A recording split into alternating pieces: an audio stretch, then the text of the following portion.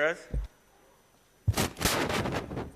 Almighty God, by whom alone kings reign and princes decree justice, and from whom alone cometh all counsel, wisdom, and understanding, we, thine unworthy servants, here gathered together in thy name, do most humbly beseech thee to send down thy heavenly wisdom from above, to direct and guide us in all our consultations, and grant that we, having thy fear always before our eyes, and laying aside all private interests, prejudices, and partial affections, the result of all our counsels may be to the glory of thy blessed name, the maintenance of true religion and justice, the safety, honor, and happiness of the Queen, the public weal, peace, and tranquility of the island, and the uniting and knitting together of hearts of all persons and estates within the same, in true Christian love and charity, one towards another, through Jesus Christ our Lord.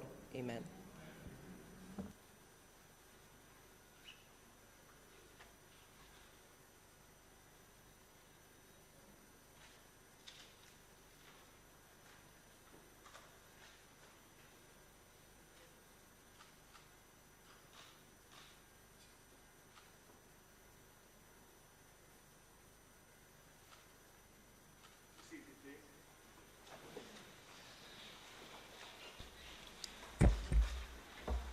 This Honourable Senate now resumes its sittings. Minister.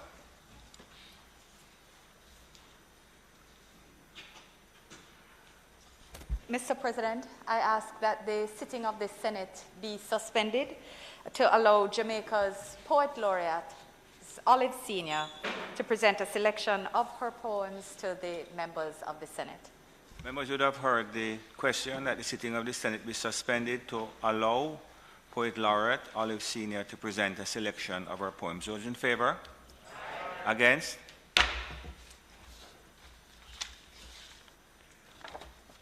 And before I invite the Poet Laureate to read a selection of her poems, I take the opportunity to, first of all, welcome the political ombudsman, Honourable Donna Parchment-Brown. Welcome to the Senate.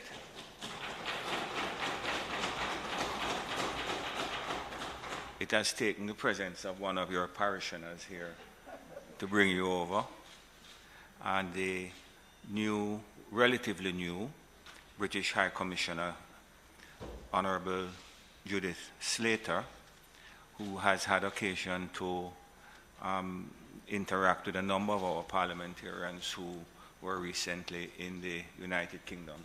Welcome, High Commissioner.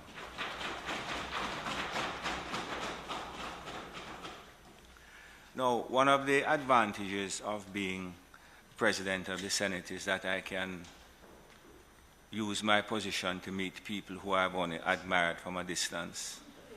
And certainly, Olive Senior falls in that rank. I was telling her earlier that her book, an encyclopedia of Jamaican heritage, sits on my desk, and I refer to it frequently. Olive Senior is the third Poet Laureate of Jamaica since independence. Ms. Senior is an award-winning 18 books of fiction, non-fiction, poetry, children's literature, and other published works. She is born in the parish of Trelawney. That's only one. But spent quite a bit of time in Westmoreland, so she is a person from the West. She succeeds Lorna Goodison, who served as Poet Laureate from 2017 to 20, and Professor Mervyn Morris, Poet Laureate of Jamaica from 2014 to 2016. I'm going to invite her now to read a selection of her works, and by way of a special request, to say a few words before she begins about the environment. Welcome, Poet Laureate.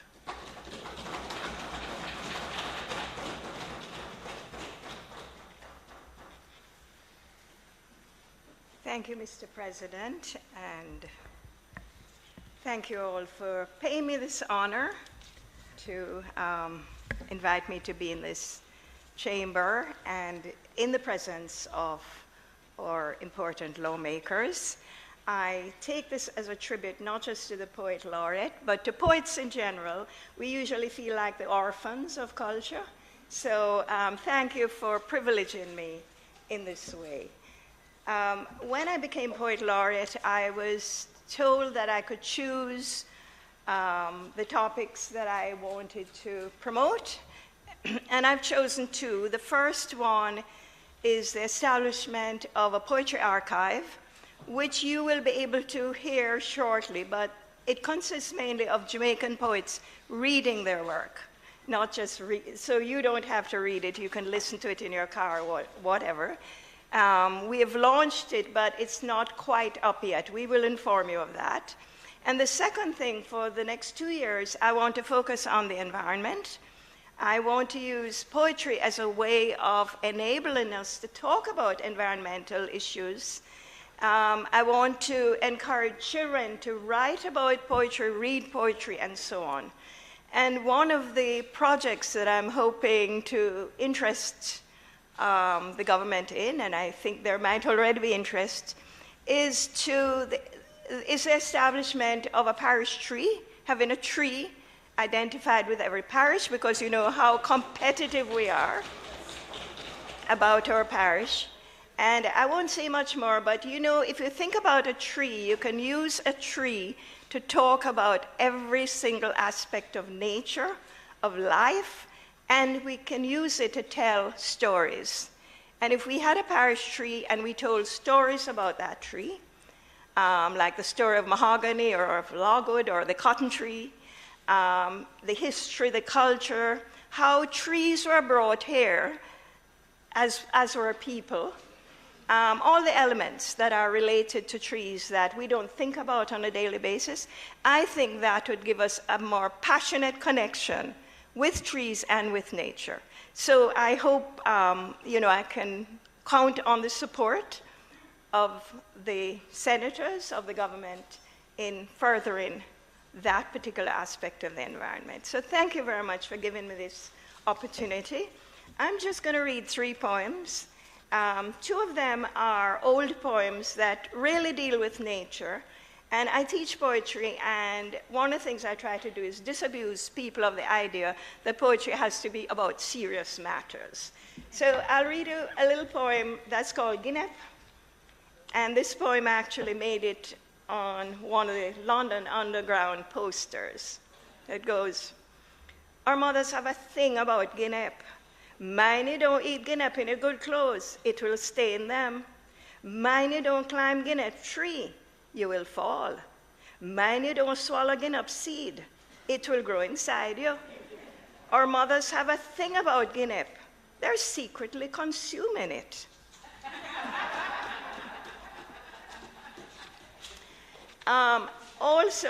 This is a serious one about the environment that I wrote a long time ago. And many of you will know M.G. Smith's poem, I saw my land in the morning, and oh, but she was fair. So this is a kind of lament. It's called, I hope the Minister of Tourism isn't here, but it's called Rejected Text for a Tourist Brochure. Come see my land.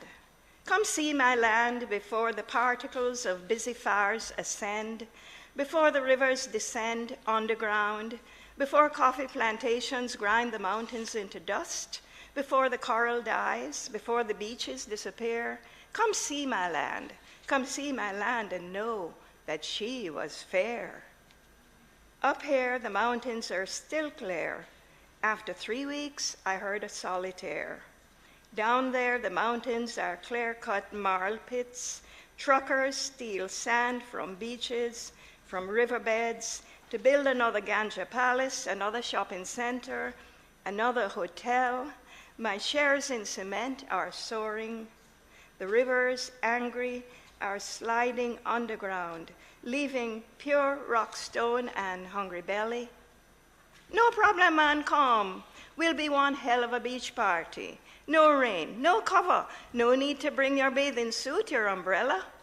Come walk with me in the latest style, Rockstone and Dry Gully.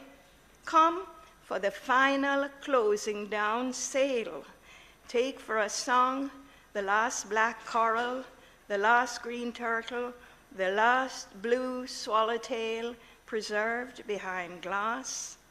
Come walk the last mile to see the last manatee, the last coney, the last alligator, the last iguana smile. Oh, them gone already? No problem, man. Come, look the film here, reggae soundtrack and all. Come see my land. Come see my land and know, that she was fair.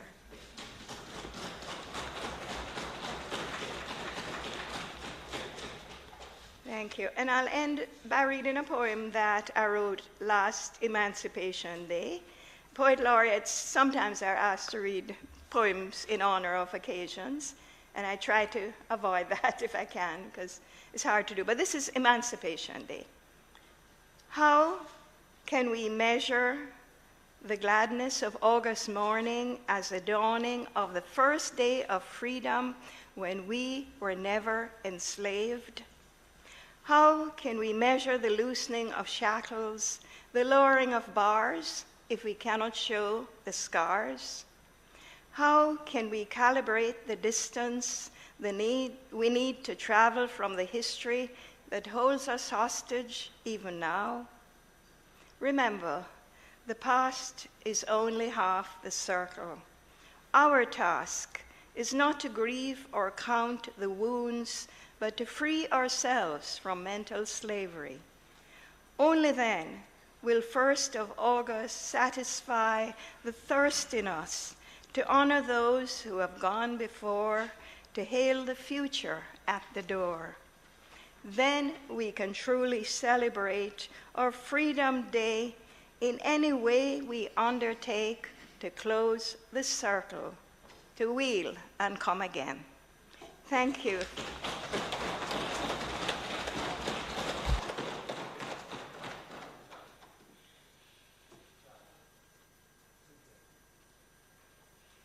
Thank you very much. I'm going to ask Senator Sinclair to just continue while I have a brief word with our visitors outside.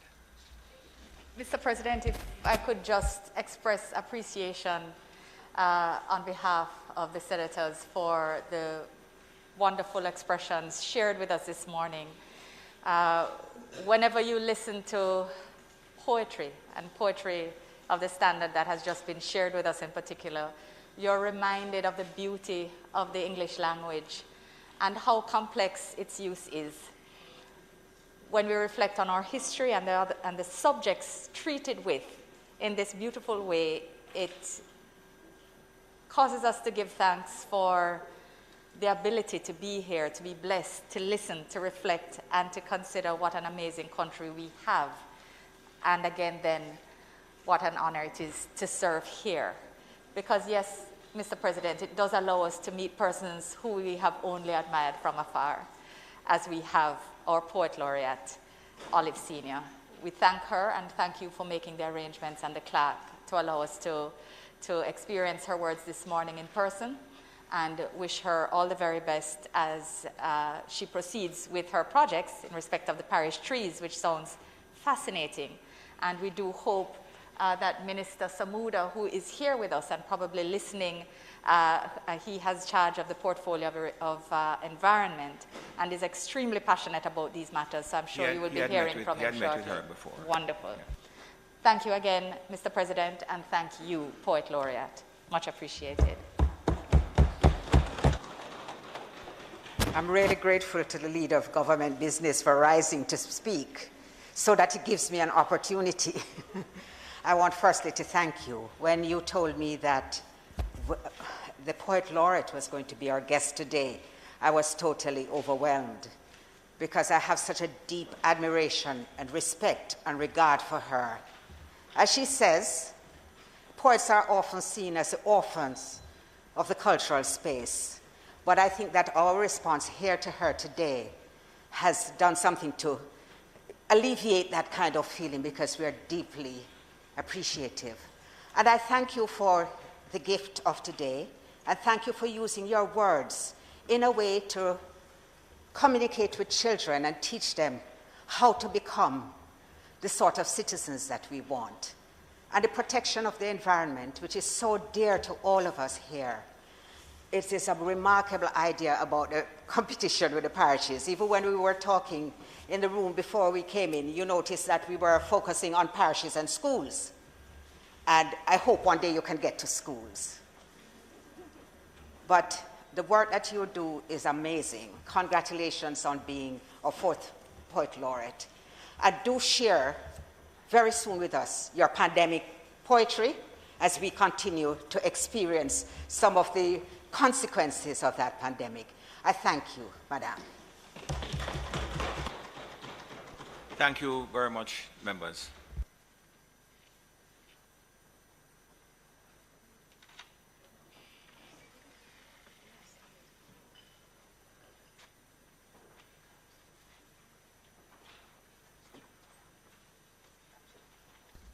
This Honourable Senate now resumes its sitting. Statements by ministers. Announcements. Laid on the table of the Senate today are the following. Ministry paper number 17 and 18 of 2022 entitled Cabinet Agenda Issues dated January 10, 2022 and January 17, 2022. Ministry paper number 19 of 2020 entitled Resolutions Adopted by the International Labour Organization in December 2021. Ministry paper number 20 of 2022, an annual report on audited financial statements of the Management Institute for National Development for the year 2020-2021. Ministry paper number 21 of 2022, entitled The Law Reform Zones of Special Operations, Special Security and Community Development Measures, the Parade Gardens Zone Social Intervention, dated February 23, 2022. Ministry paper number 22 of 2022, entitled The Law Reform Zones of Special Operations, Special Security and Community Development Measures, the Savalamar Community Zone Social Intervention, dated February 23, 2022. Ministry paper number 23 of 2022, entitled The Law Reform Zones of Special Operations, Special Security and Community Development Measures, the Augustown Community Zone Social Intervention, dated February 3, 2022. And Ministry paper number 24 of 2022, entitled The Law Reform Zones of Special Operations, Special Security and Community Development Measures, the Mount Salem Community Zone Social Intervention, dated February 23, 2022. And Ministry paper number 25 of 2022, and annual report of the Public Accountancy Board for the year 2020-2021. Annual report on audited financial statements of the Port Authority of Jamaica for the years 2018 to 2019 and 2019 to 2020. Annual report on audited financial statements of the Montego Bay Metro Company Limited for the year 2019-2010. Annual report on audited financial statements of the Jamaica Mortgage Bank for the year 2020-2021. Annual report of the Spectrum Management Authority for the year 2020-2021. Annual report of the Runaway Bay Water Company for the year 2017-2018. The Independent Commission of Investigations. Third quarterly report, discipline in the Jamaica Constabulary Force, compliance with INDECOM recommendations, and its fourth quarter report for 2021, the year in review, dated October to December 2021. The Auditor General's review of the fiscal policy paper for the year 2022-2023. The Auditor General's audit report of the project management and governance arrangements of the Tourism Product Development Company. The Auditor General's certified statements, J statement of receipts and payments of the contingency fund of the Accountant General's Department for the financial year 2012-2013, 2017-2018, 2018-2019. the Bank of Jamaica annual report and statements of account for the year ended December 31, 2021. The Planning Institute of Jamaica publication entitled Jamaica Survey of Living Conditions 2019. The National Minimum Wage Amendment Order 2022 under the Minimum Wage Act and its resolution. The Minimum Wage Industrial Security Guards Amendment Order 2022 under the Minimum Wage Act and its resolution. The Irrigation Licensing of Authority Order 2022 under the Irrigation Act and its resolution. The Integrity Commission investigation reports on the following matters. 1, allegations of fraud in relation to the registration and issuance of a notification of an approved supplier of goods and services to the government of Jamaica, letter to Elegant Weddings, Event Planning and Catering Limited. 2, allegations of conflict of interest in the award of contract for artistic direction for the 2016 Independence Grand Gala celebration by the Jamaica Cultural Development Commission. 3, alleged breaches of prescribed licenses for the scrap metal industry, exportation of scrap metal in violation of 2 ministerial prohibition orders. Allegations of fraudulent soil and material laboratory test result reports with respect to the award of certain government contracts.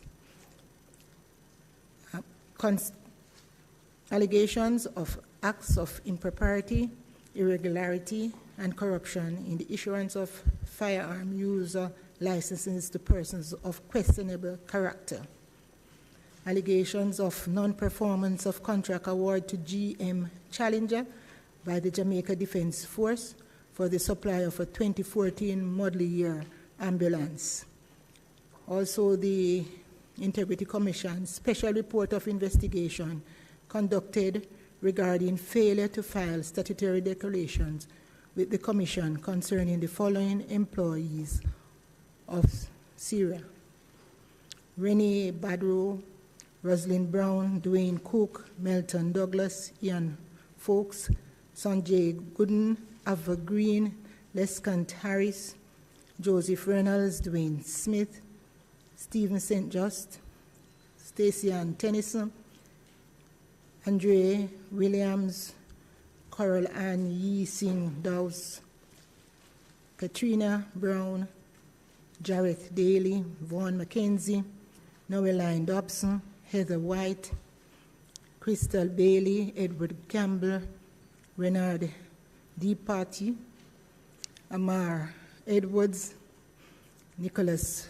Ford, Colin Graham, Tinlin Han, Christopher Hines, Felicia Senior, Shanika South, Mandy Steer, Cora Thompson, Colleen Wright, Renier Blender, Sandra Chambers Goss, Alex Henriquez, Simon Smith, Diane Jackson. Now, the law reforms zones of special operations, special security and community development measures with respect to the Augustown zone, the Parade Gardens zone, the Mount Salem community and environs in the parish of St. James zone, and the Savlamar zone. Extension of period of operation orders 2022 and their respective resolutions. And the Auditor General's Department report on the appropriation accounts for Head 1000, Office of His Excellency the Governor General and staff for the year 2016-2017, Head 72,000, Ministry of Local Government and Community Development for the years 2016 to 2017 and 2017 to 2018, for Head 72,000B for the Ministry of Local Government and Community Development for the year 2017-2018, Head $28,033 for the Office of the Parliamentary Council for the year 2016-2017. Head $30,000 for the Ministry of Foreign Affairs and Foreign Trade for the years 2017 to 2018 and 2018 to 2019. Headed $28,000A, Ministry of Justice for the year 2017-2018. Head $600 for Office of the Services Commission for the year 2012-2013. Head 2,000 Houses of Parliament for the year 2017-2018. Head 2018 for the Ministry of Finance and Planning for the year 2015-2016. Head 26,000A, Ministry of Science, Energy and Technology for the year 2017-2018. And Head 20,000 for the Ministry of Finance and the Public Service for the year 2017-2018.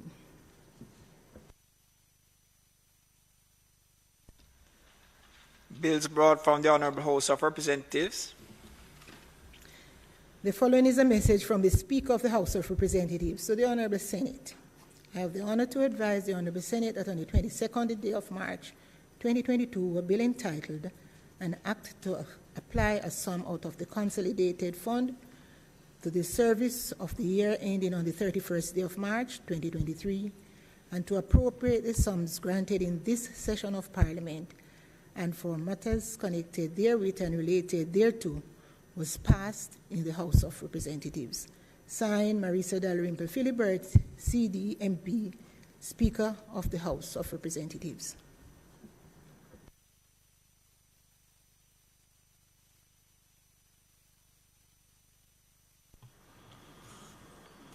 Mr. President, I signify my willingness to take charge of the bill. A bill shortly entitled the Appropriation Act 2022, read the first time. Mr. President, I beg to give notice of second reading of the bill. And Mr. President, I further beg to give notice that at a later stage today I will move for the suspension of the standing orders to enable me to take second reading of the bill and to take it through all its concluding stages.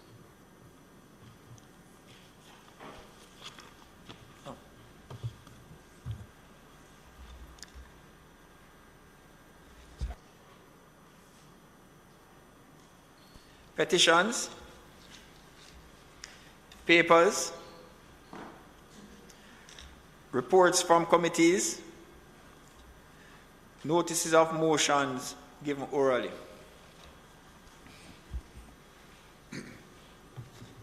Mr. President, I beg to give notice at the next meeting of the Senate, I will move. Whereas by virtue of Section 4 of the Irrigation Act, herein after referred to as the Act, the Minister may by order license a company to be the Irrigation Authority. And whereas on the 27th day of January 2022, the Minister made the Irrigation Licensing of Authority Order 2022, and whereas it is desirable that the Irrigation Licensing of Authority Order 2022 be affirmed, now therefore be it resolved by this Honourable Senate as follows. 1. This resolution may be cited as the Irrigation Licensing of Authority Order 2022 resolution. And 2. The Irrigation Licensing of Authority Order, which was laid on the table of the Senate on the 25th day of March 2022, is hereby affirmed. Mr. President, I further beg to give notice that at a later stage today, I will move for the suspension of the standing orders to enable me to take this motion. Mr. President, I beg to give notice that at the next meeting of the Senate, I will move. Be it resolved that the Radio and Telegraph Control Citizen Band Radio Service Amendment Regulations 2022, the Radio and Telegraph Control Amateur Radio Service Amendment Regulations 2022, the Radio and Telegraph Control Radio Operators and Technicians Amendment Regulations 2022, the Radio and Telegraph Control Maritime Mobile Radio Service Amendment Regulations 2022, the Radio and Telegraph Control Private Radio Service Amendment Regulations 2022, dated February 1, 2022, which were laid on the table of the Senate on the 10th day of February 2022, be referred to the Regulations Committee of the Senate for consideration and report. And I further beg to give notice that at a later stage today, I will ask for suspension of standing orders to enable me to take this motion. Thank you. Questions and answers to questions? Motions that may be made at the commencement of public business requiring notice. Motions relating to sittings of the Senate. Motions for leave to introduce bills. Presentation of bills without leave of the Senate first obtained. Public business. Mr. President, if it pleases you, it is intended today to take the motion notice of which I have just given, the motion notice of which Senator Campbell has just given, and then to proceed with the appropriations bill. If that meets with your approval, Mr. President, I would now wish to move for suspension of the standing orders to enable me to take the motion, notice of which I gave earlier. Members, you have heard the question. Those in favor? Those against? The ayes have it.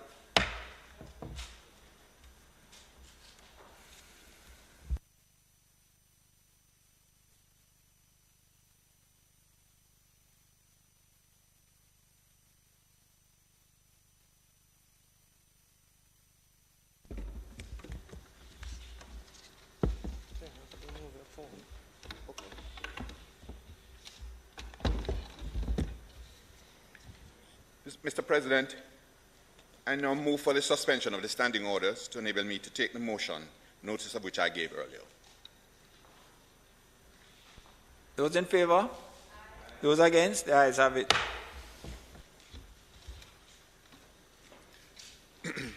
Mr. President, tabled before this Honourable Senate are the Irrigation Licensing of Authority Order 2022 and the Irrigation Licensing of Authority Order 2022 Resolution.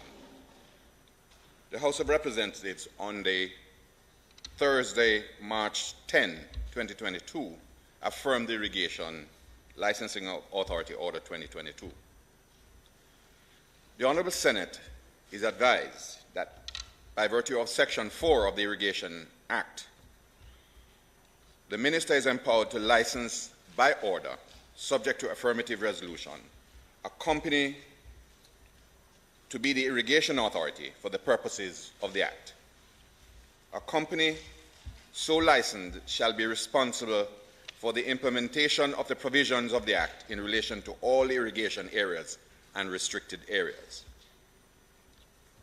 The National Irrigation Commission Limited, a wholly owned government company incorporated under the Companies Act of Jamaica, was so licensed subject to affirmative resolution on July 5, 2011 for a period of 10 years by virtue of an order entitled the Irrigation Authority Licensing of the National Irrigation Commission Limited, Order 2011. The order thereafter was gazetted and took effect on July 11, 2011. The order subsequently expired on July 10, 2021. Consequently, it has become necessary for the further licensing of an entity as the Irrigation Authority to continue to carry out the functions under the Act. In 2021, the erstwhile Minister responsible for Agriculture and Fisheries took the decision to further license the NIC as the Irrigation Authority for a further period of 30 years. This Honourable Senate is further advised that the rationale and justification for granting the increased license term to the NIC is to A, provide greater stability and entrenchment of the NIC as the Irrigation Authority, B, to facilitate a long-term infrastructural planning and implementation of the projects, including the retention of long-term leases, some in excess of 10 years. C, to leverage investment opportunities with external or multilateral entities, envisioning both short-term and long-term investments. D, to promote flexibility, commitment, and security in the NIC's operation.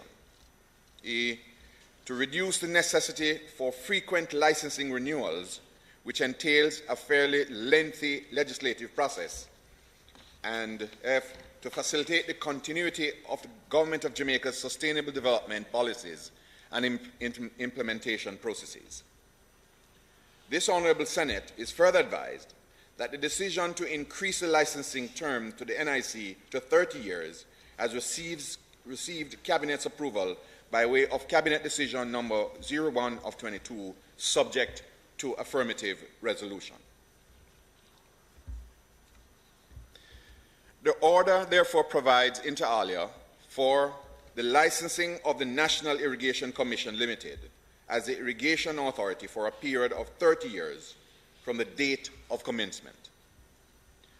The collection of revenues derived from irrigation and drainage charges and the application of these revenues to perform the functions assigned under the Act. The collection of any amounts outstanding as irrigation charges or drainage charges that are due to be paid under the Act, and the transfer of persons employed to the former irrigation authority to the service of the authority on terms and conditions that are no less favorable than those enjoyed by those persons before the commencement of this order. Based on the foregoing, Mr. President, I ask this Honourable Senate for its full support in affirming the resolution, the Irrigation Licensing of Authority Order 2022. May it please, Mr. Secretary.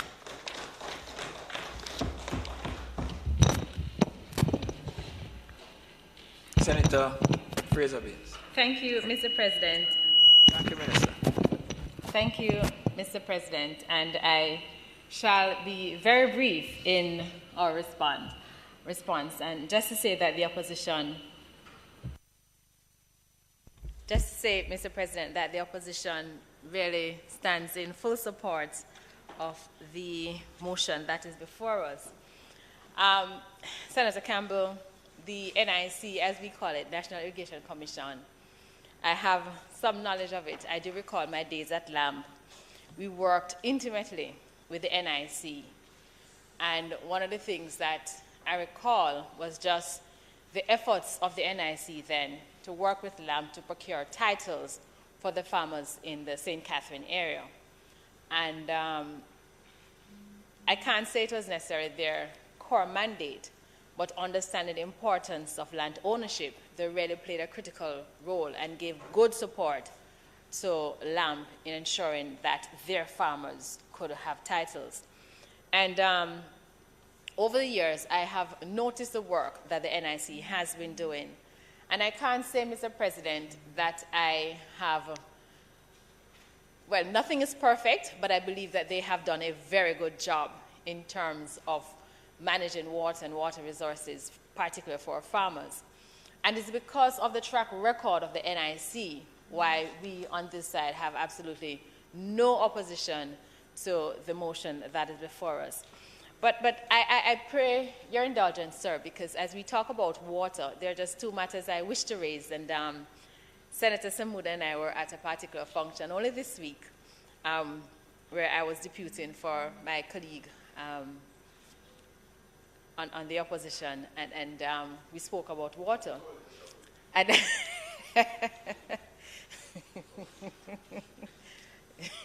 yes, but as we talk about water, there's so many things, and Senator Samuda, I know you had to leave, but the conversation was so enlightening, and I left with so much knowledge and information and a recognition of the work that has been done in terms of making water available to Jamaicans, but also a pain awareness of the fact that so many Jamaicans just literally struggle to have water on a daily basis. And in that light, there are two matters I want to raise for consideration. not necessarily responsible for consideration. One has to do with rainwater harvesting. I mean, I spoke about it on behalf of MP Cousins, but also other speakers spoke about it. And during the panel discussion, there was detailed discussion about it, but during the other speakers, sorry. We have not, and I'm sorry his worship is not here, because as a country, there is a recognition that with water scarcity and particularly the effects of climate change, we have to do more. But I don't believe that we have really taken a concerted effort to make rainwater harvesting a way of life for us. And I believe that as a country, we have no choice. I have spoken in this place already, Mr. President, where I spoke about the experience in St. Kitts, and Senator Scott Motley spoke about the experience in Barbados, where rainwater harvesting is really just a way of life. It is second nature. And we passed a new Building Act in 2018. And I had to go back to the Building Act to refresh my memory as to whether or not there was anything in the Act that speaks specifically to rainwater harvesting. And there isn't. Certainly from my reading of the bill, from the Act, there is nothing in it. The code has not yet been passed or has not yet been completed, to my knowledge. And I want to use this opportunity, Senator Campbell and Minister Samuda, because it is in fact, your portfolio, that we contemplate and we take action in the very short term to do something, so take some decisive action about rainwater harvesting. And this idea I'm putting out is not, it's not mine. I don't claim patronage for it, but it's an idea that has found favor with me. And I want to share it that perhaps the time has come for us to really put in place legislation that makes it mandatory for rainwater harvesting. And particularly when it comes down to our developers, it shouldn't be that you are undertaking a development of 8 or 12 or 30 or 40 or 100 rooms, and you still have to rely on the NWC. There should be put in place by the developer at his expense or at their expense provision for rainwater harvesting. And I think it is something that we need to look at, and certainly we on this side stand in full support to the government if they were minded to take on that recommendation. And I'm seeing the other thing as well,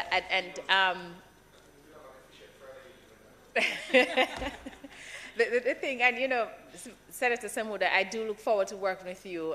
We have done in the past, and I really anticipate that we will have a lot of consensus as to how we deal with these matters. And the final thing I wanted to say has to do with the SS Valley. Now, there is no doubt, and I will commend both the present government and the government past for the work that has been done in terms of Essex Valley. But I have a concern, and it has to do with something I read in the media about a particular company, Gisco, that wishes to apply for mining permit in that area. And I do understand the challenge and the balance that any government has to strike in terms of the extractive industry and the financial income and the environment. I understand that. But it's a word of caution that the gains that we have received through irrigation in the Essex Valley and the benefit that has accrued to our farmers should not be impacted by the mining permit if and when it is given. And I say that because a lot of people, or I shouldn't say a lot, but there is sometimes lost in our discussion the connection between cutting down of trees and water availability and water accessibility. And when when we start to exploit our natural resources and in the extractive industry, then there is a possibility that that could happen. And I just want to throw a caution there that in our contemplation, that be placed up front and center in any decision for mining permit that is made. That being said, colleagues, we on this side, as I said, stand in full support. It's not my intent to be long. And with that, thank you, Mr. President.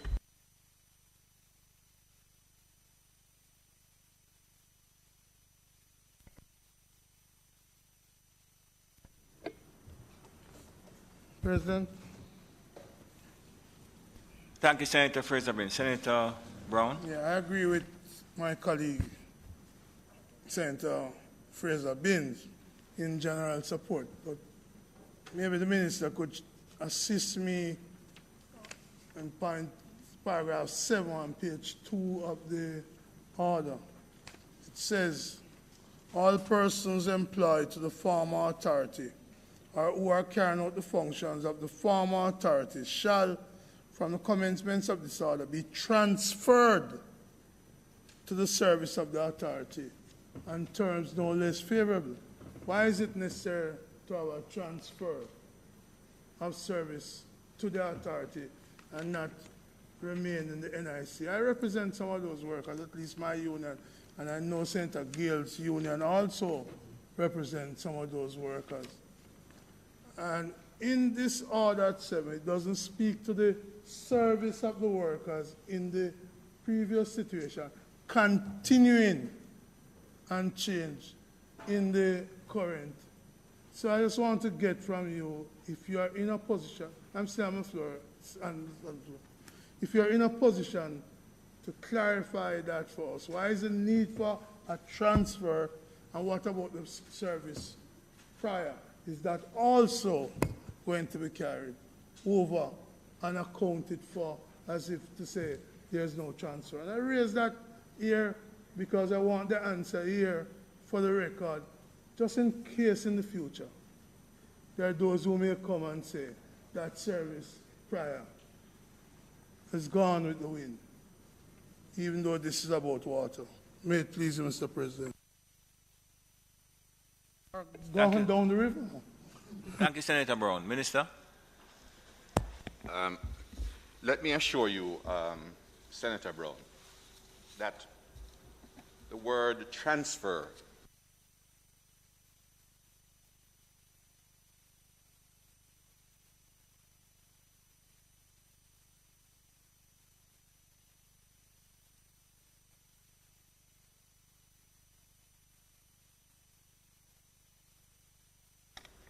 and subsequent to the coming into effect of the order. So there is absolutely no detriment which will be suffered by any worker who was employed to the previous entity. President, I just want to, it's not a debate, I just want to, you're saying to us that the years of service. Sorry, Minister, are you yielding? Minister, are you yielding to Senator Brown? I thought you was finished. And I'm just asking for clarification. That's what, Senator Brown, 1 minute now. That's 1 minute. Are you yielding? No, Mr. President. In answer to Senator Brown's question as to whether the rights were impacted, I just needed to clarify that for him, that there is no detriment which will be suffered by any worker, and the document sets it out very clearly. Insofar as Senator Binns's remarks are concerned, albeit that they do not directly impact on this order, I'll attempt to answer them this way. Whereas you mentioned the rainwater harvesting, I'm satisfied that by virtue of the discussions which I've heard elsewhere, that there are plans afoot to put that in place as part of our planning, part of the planning process, so that because I think the authorities acknowledge that, particularly in the urban centers, where you're putting up all these buildings and there's a difficulty with the runoff and all of that, then that it could very well alleviate some of the problems that we're having in the urban centers. Insofar as Essex Valley is concerned, I think generally there is, in all the planning which is going on and all the orders which are being contemplated, the word sustainable jumps to the fore. That whatever is being done,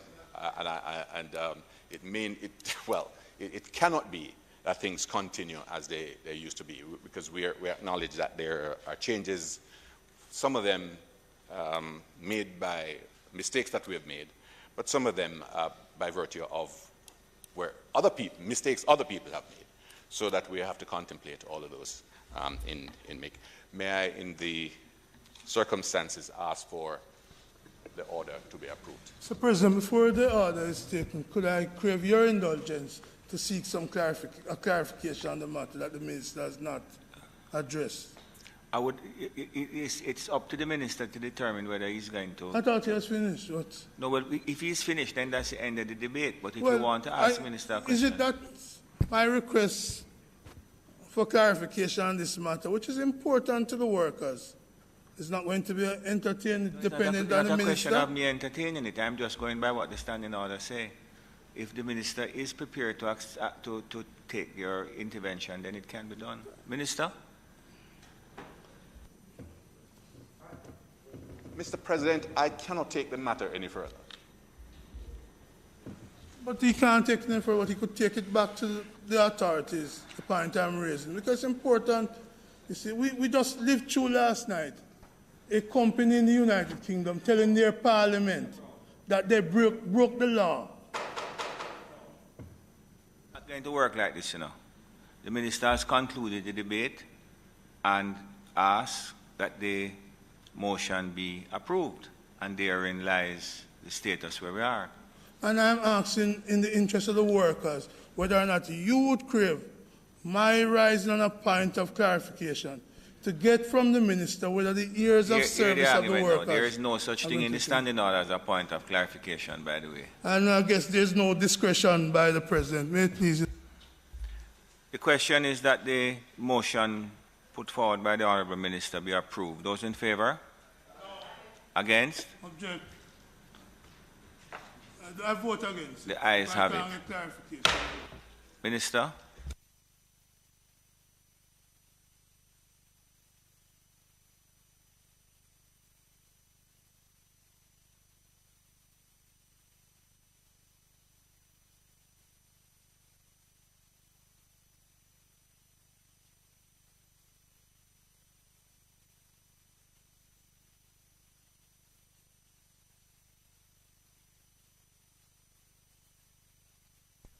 Minister Hill.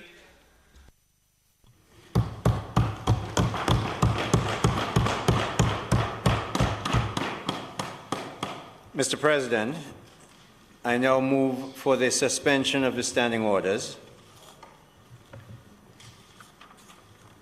to enable me to take the second reading of a bill entitled An Act to Apply a Sum out of the Consolidated Fund to the service of the year ending on the 31st day of March 2023, and to appropriate the sums granted in this session of Parliament for matters connected therewith and related thereof, and to take it through all its concluding stages. Thank you. The question is that the standing orders be suspended to enable the minister to take the second reading of the bill shortly entitled An Act to Apply a Sum out of the Consolidated Fund to the service of the year ending on the 31st day of March 2023, and to appropriate the sums granted in this session of Parliament and for matters connected therewith and related thereto, and to take it through its concluding stages. Those in favour? Aye. Against? Minister? Thank you, Mr. President, and it's indeed a pleasure to be able to take this appropriations bill to its conclusion. It gives me pleasure because, Mr. President, there are a number of things and offerings in it that are really, really useful to Jamaicans. And I'll address probably just 2 or 3 of those in my overall presentation, because my colleagues will have other lots of things to talk about. Mr. President, I want to start with the issue of looking after our people. In this budget, the Minister has outlined a spend of $40.6 billion just to look after the welfare of Jamaicans. 20.6 of that billion is going straight to health, or has gone straight to health for COVID. And then he didn't leave it there. We didn't just have to deal with COVID. We have to deal with people living. So during that period, all through that period of time, the issue of looking after people, the Minister of Finance gave back $14 billion by cutting GCT from 16.5% to 15%. We didn't stop. That last year, I'm talking about how the government has been looking after its people. And I'll come to how we're going to continue to look after the people.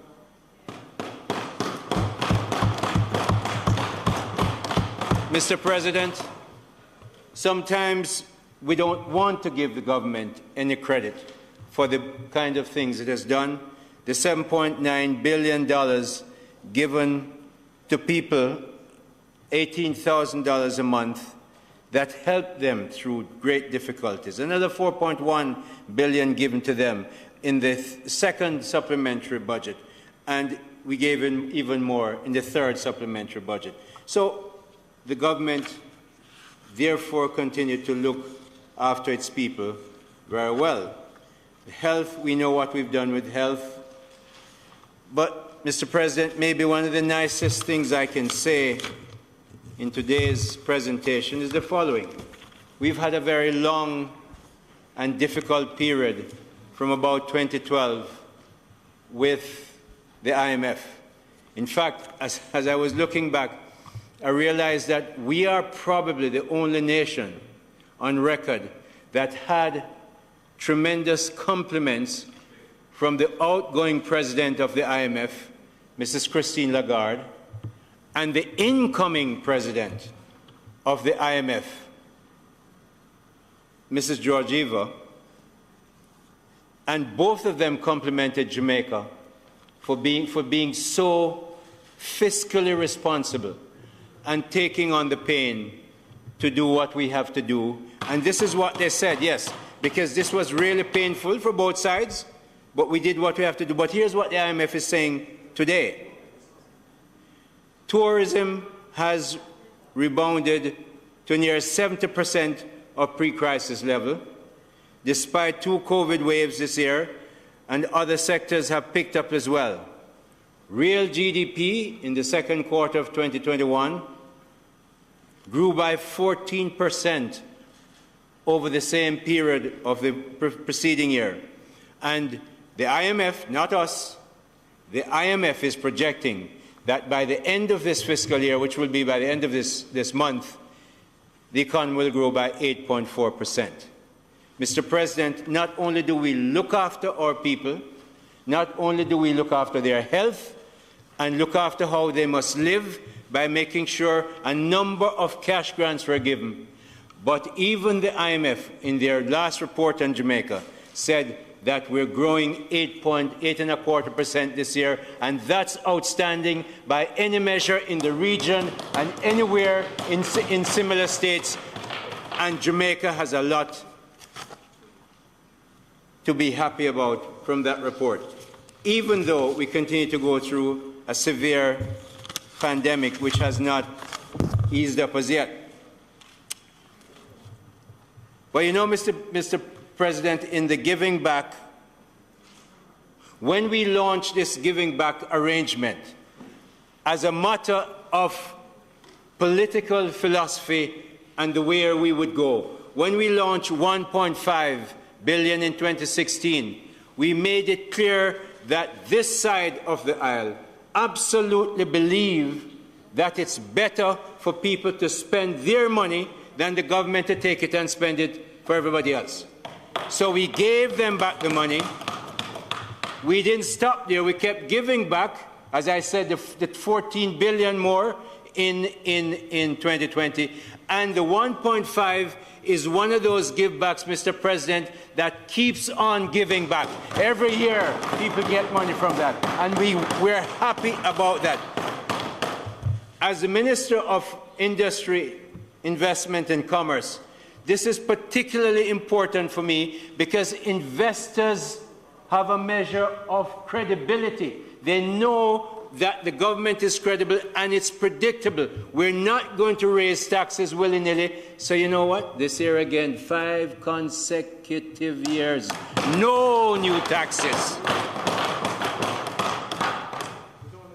Mr. is 7 when you look at, but I'm saying absolutely no new taxes, 5 consecutive years. Now that's probably a record in our independence, days of independence.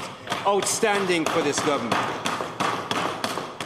So, Mr. President, these give back of taxes and keeping our fiscal position stable is a great incentive to investors, because the business community in general, locally and overseas, feels that Jamaica is an attractive, predictable investment destination where they can put their money and make sure it continues to grow, as our stock market shows. So I'm very pleased, Mr. President, with the budget that has been presented. There's a matter in there that, apart from the targeted benefits that go to ordinary people, and we've talked about this, now you can see where the minister is giving back money to go to JPS, and it's targeted in such a way so that when you're dealing with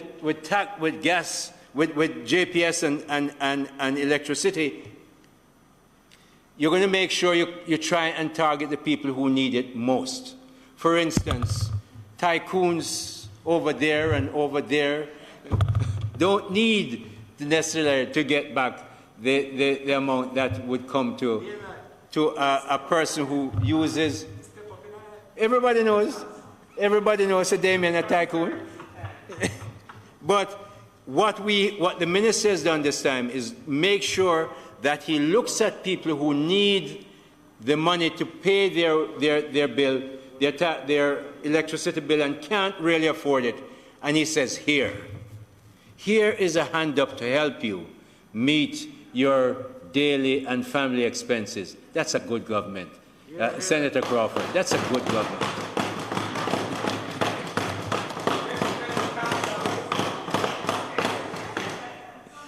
Then, Mr. President, we inherited certain taxes that has been a lot of conversation about. So the Minister of Finance, in his wisdom and brilliance, said, look, why are we going to give back right now when the government has this need, when we spent all this extra money, $20.6 billion on COVID that we didn't plan to spend, but we had to spend. We've had to spend it, $20.6 billion. 21 coming up, man. We're going to spend a lot more as that, as you can see in the budget. I'll run it through it for you. Okay? So we spent a lot. We're going to spend a lot more coming up. So yeah, man, remember, I have a whole heap of batters, you know. Just wait. Just wait. So the minister said, look, all those people like the tycoons over there who drive SUVs, why am I going to give them back the money at this time when the government needs to spend it on people who need it? So we're going to pick out the people who need it, target them again. And this is one of the things that I want to bring forward, how this government is looking at the people who actually need the help, find them and give the money in their hands. No whole heap of funny stuff, and you can't find the money, you can't get it. We make sure it's targeted and it goes in their hands. But, Senator Motley, it doesn't apply to tycoons.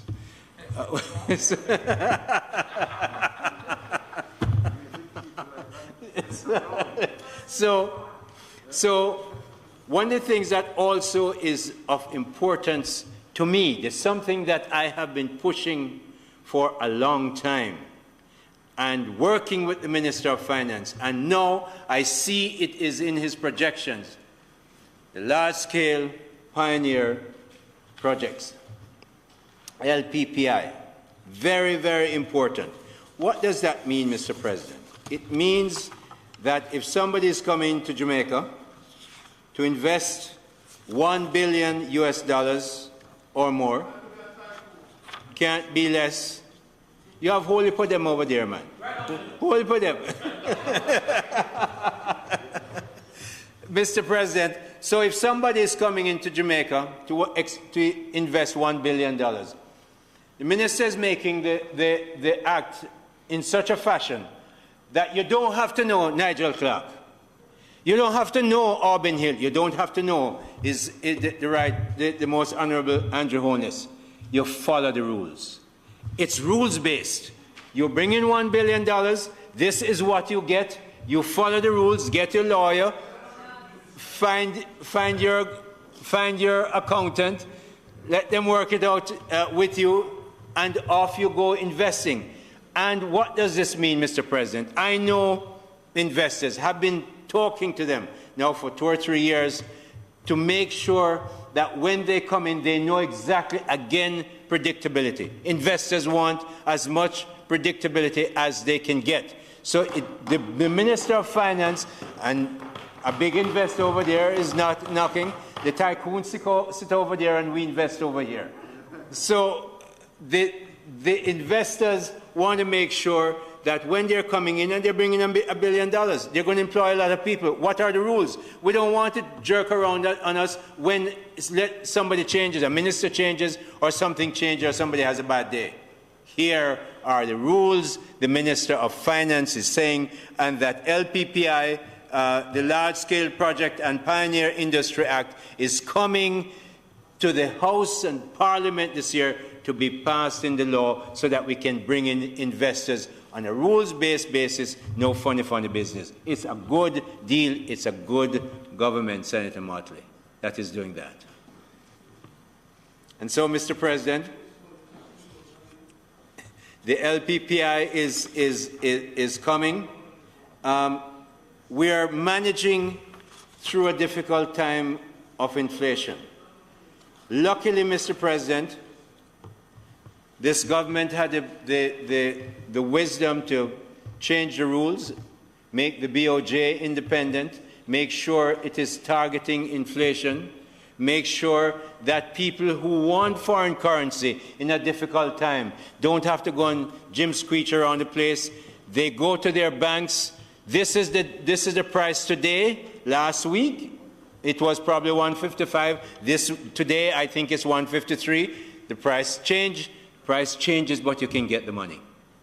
So we make sure the foreign currency that you want is available, no currency rules, no blockage, but also we're looking at inflation. And the inflation that we're dealing with is an imported inflation. I've had to deal with the traders, and a container that cost to rent $6,000 maybe 3 months ago is costing now between $18,000 and $20,000 when you can get it. That's just in the pandemic.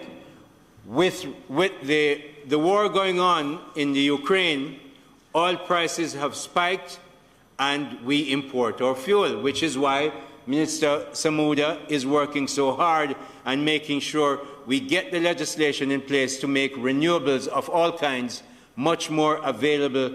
And the Prime Minister has moved the target from 30% up to 50% by 2030. And I suspect,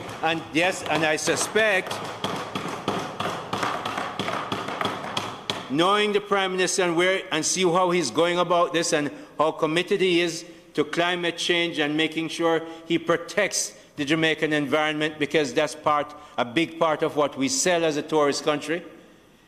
As I suspect that 50% is going to increase more in a very short period of time, because we have to get to a place where we stop using very expensive fossil fuel that is often dirty And when we buy their fuel, we provide jobs for them over there who have oil. When we have the sunlight coming from heaven, we have one of the highest geographical horizontal irradiance in the world, especially on the south coast, and we're not using it as we should. Therefore, we have to ramp up how we use our renewable energy. Given that's the space that we're looking at, the way that we have been looking at inflation, this is a spur. The inflation that is brought in every container of oil must be stemmed and launched by our own efforts to make sure we move significantly and quickly to renewable energy. And I'm pleased that we are moving in that direction because inflation is a problem and it's not going away anytime soon. So, Mr. President,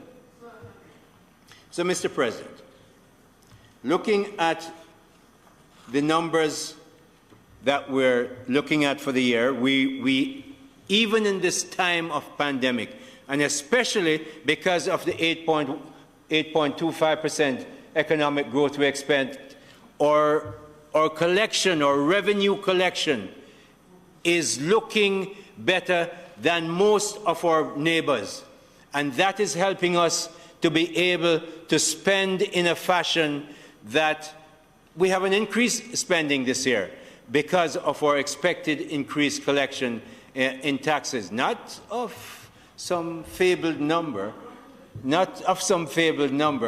but of a reasonable estimate.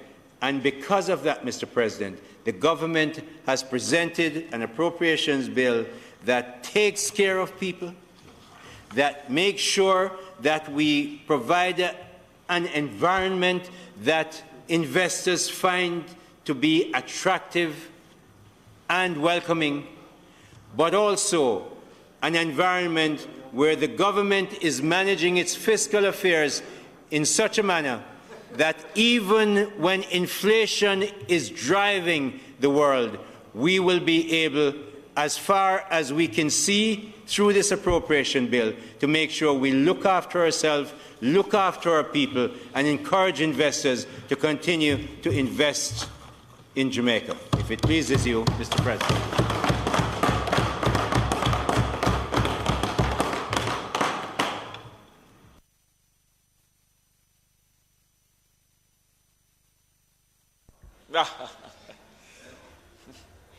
Thank you very much, Senator Hill. Thank you very much, Minister Hill. Thank you very much. And I invite other members to recognize that Senator Hill stayed within the allotted 35 minutes, even although you look at me with surprise, even although he could have gone a bit further. Senator Crawford, nice to see you. Same, sir. And being a great friend of Senator Hill, he gave me the rest of his time. But one of the great lessons in life that you are too young to know yet, but your uncle can tell you, time is non-transferable. Yes.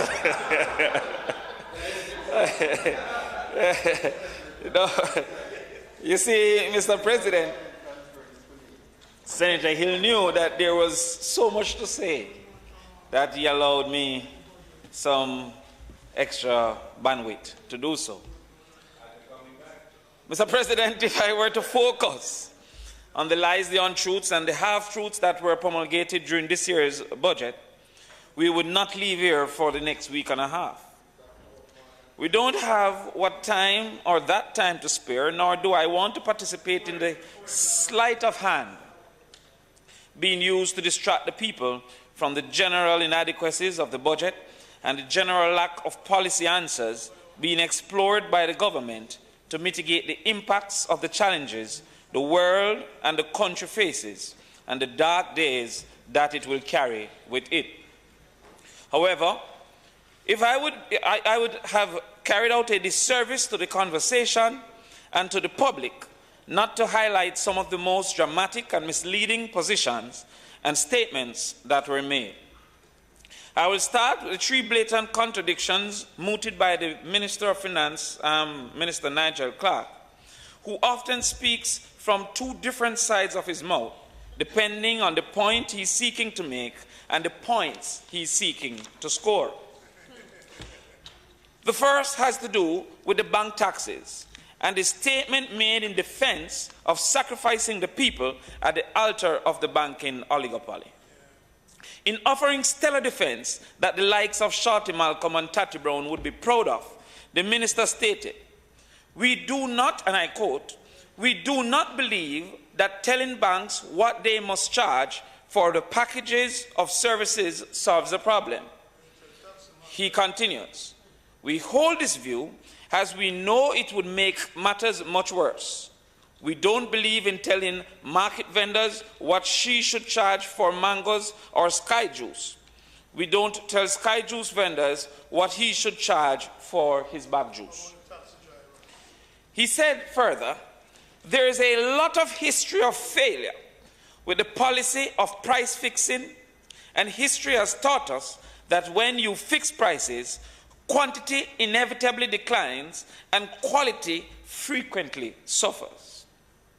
Also, whenever there is a fixed price, instead of dealing with the fundamental malady, the entity whose price have been fixed will simply pass the cost on to customers in other potentially more damaging ways.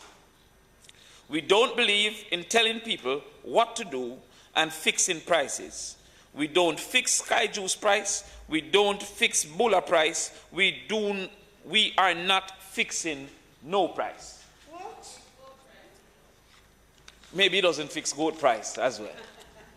But let me tell you of one price that he fixed. Mr. President, this same individual, the same exact person, then contradicts himself less than 3 weeks later by saying the following in regards to taxi operators, and I quote, "At the same time, we appeal to public transportation operators to abide by the fares set by the regulatory authorities." This is the same person that said we don't fix prices and we won't fix prices for banks because of their service. But for the taxi operators, the cost of their service will be fixed by government. This is a contradiction promulgated by this individual. You see, you might not know. No, it's Senator Crawford, address me, man. Don't take on. No, I'm not taking him on, Mr. President. But Minister Campbell. No, just proceed, man. Mr. President. Do not make them throw you off, you know. No, no throwing, Mr. President. I'm very heavy today. I'm putting on a lot of weight.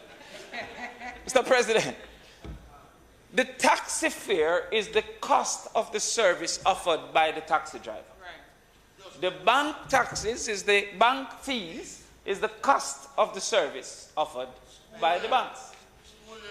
Therefore, if it is that we are setting no prices, the price of the taxi service should also not be subject to being set. That's right. The reasons promulgated, sir, suggest to me that it is a contradiction being presented because on the one hand, he wanted to offer defense to the wealthy, and on the other hand, he wanted to offer admonishment to the less wealthy. Mr. President, I soon come, man. We have a look at time. You can't distract me like that. Mr. President, you see, a lot of you don't know that I was born on a day, but I was not born yesterday. Whoa. Two positions by the same exact persons are mutually exclusive. It is not only evident that the JLP is a rich man government who finds every excuse to not protect the people from the wealthy, but quickly act as an oppressor to the poor. All the excuses proffered by the minister on behalf of the banks also goes for the taxis, as well as for the general populace. Example, taxi operators aren't making supernormal profits. The taxi operators have a high security risk and huge security costs. Yeah. These are things that he suggested are reasons for the bank not to be able to be more reasonable. The taxi operators also have high insurance. He said the banks have to have high insurance because of high crime.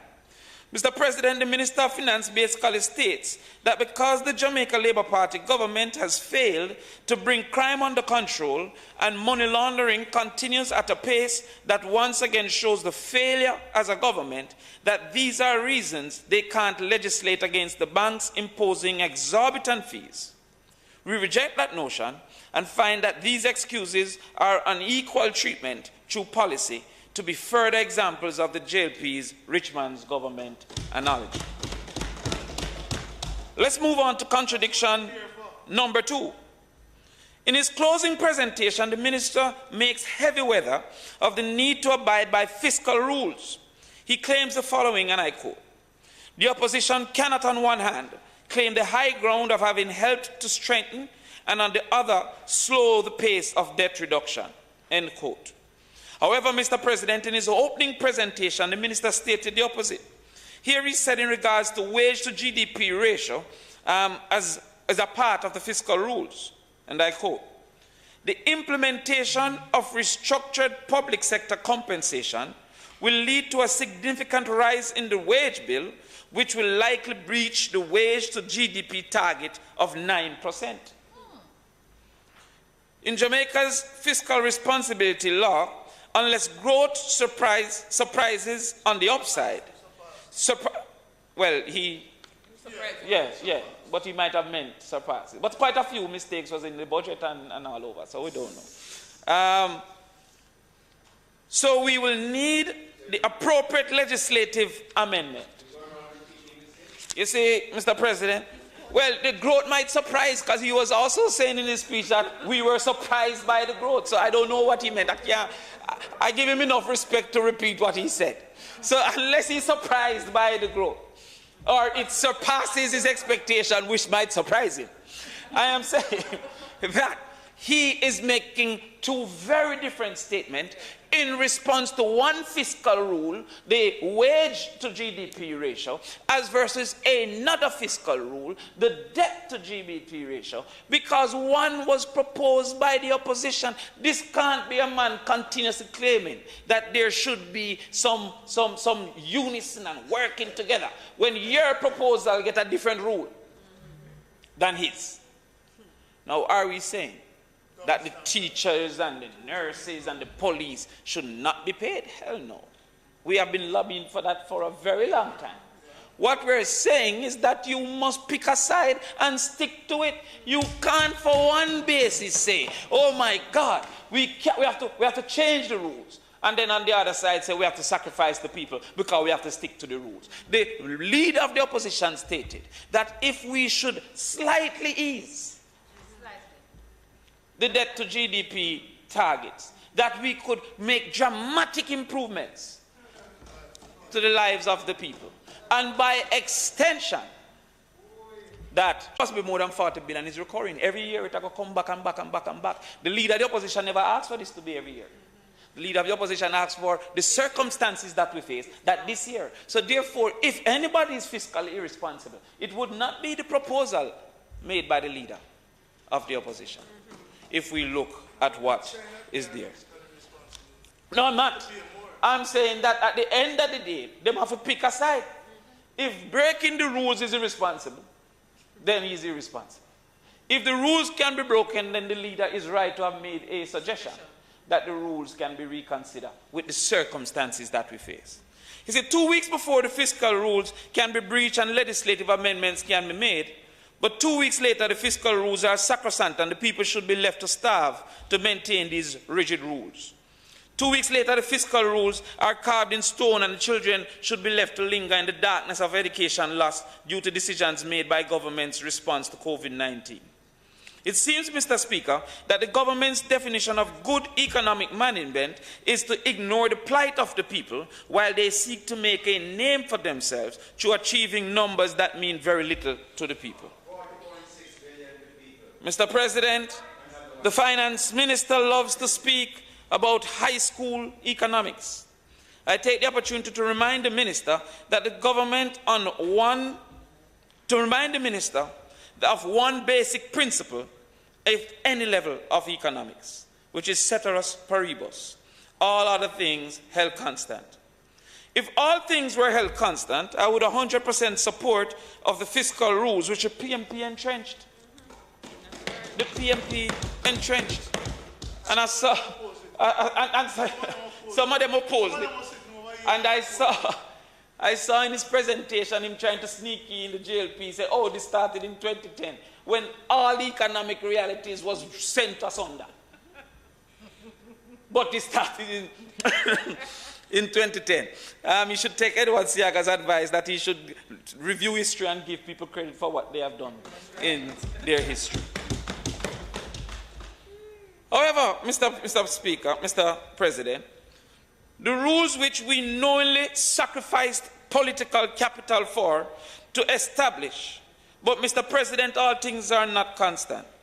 The COVID-19 pandemic threw ceteris paribus out the door, and the closure of schools and loss of jobs and income, long-term closure of the entertainment industry, and the reduction in the tourism industry and bauxite industry has led to the suffering of the people, making ceteris paribus no longer valid. All things held constant, you could have continued on your merry way of achieving, which anyone who reads would agree are desirable and hold long-term benefits from fiscal rules. But right now, I can't agree that it is fiscally irresponsible to request that the hungry be fed. Rome is burning while we fiddle with your numbers and skip between two more multiple opinions of the sanctity of the fiscal rules. The third contradiction, Mr. President, is the minister's continued claim that targeted assistance is his preferred strategy. And I heard that repeated just today by Minister Hill.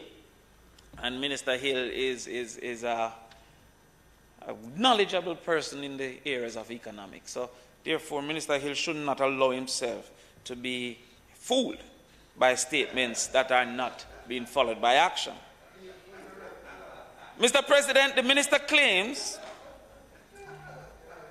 in applying, and I quote, relief, Madam Speaker, we aim to be targeted in our approach.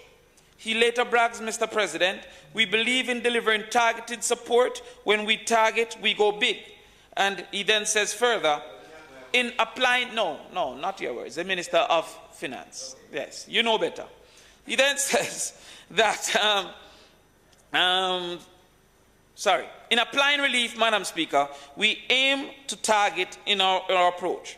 That is, as much as practically possible, direct the relief towards persons who have been and are most affected and who are most affected, who have the least ability to cushion for themselves.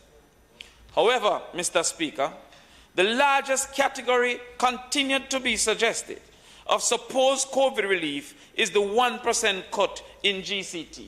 Now, before we go further, this was in 2020. Somehow, every year it is being repeated that that cut was made. So the cut in GCT from, I think, 16 to 15 did not happen last year. But it is still being recorded as if it did. That it is savings put forward by the government. You understand? So we don't know how them get this mathematics. But the largest category in supposed COVID relief is the 1% reduction in GCT, which the minister again mentioned in his presentation. It seems, Mr. President, the minister is trained in the art of confusion. I take the opportunity to remind the House that GCT reduction benefits the poor the least and is the least targeted method of distributing any assistance. We told them this last year in the budget conversation, and we are repeating, just for knowledge, this year in the budget conversation.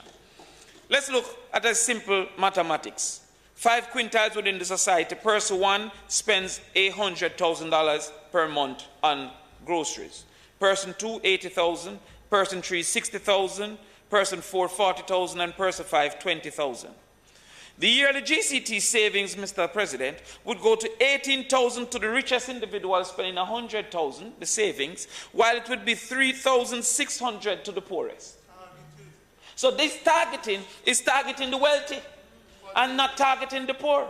It is even greater, Mr. President, because there are many goods consumed by the poor which were already exempt from GCT, with the assumption that those are the goods they're mostly likely to consume.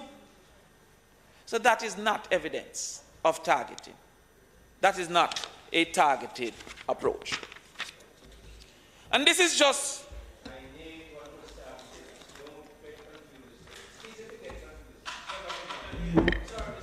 I think you don't understand, Mr. President.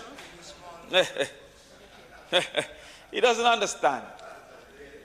If it is that your approach is a targeted one, then how is it that your largest activity, your greatest spend, is not a targeted spend?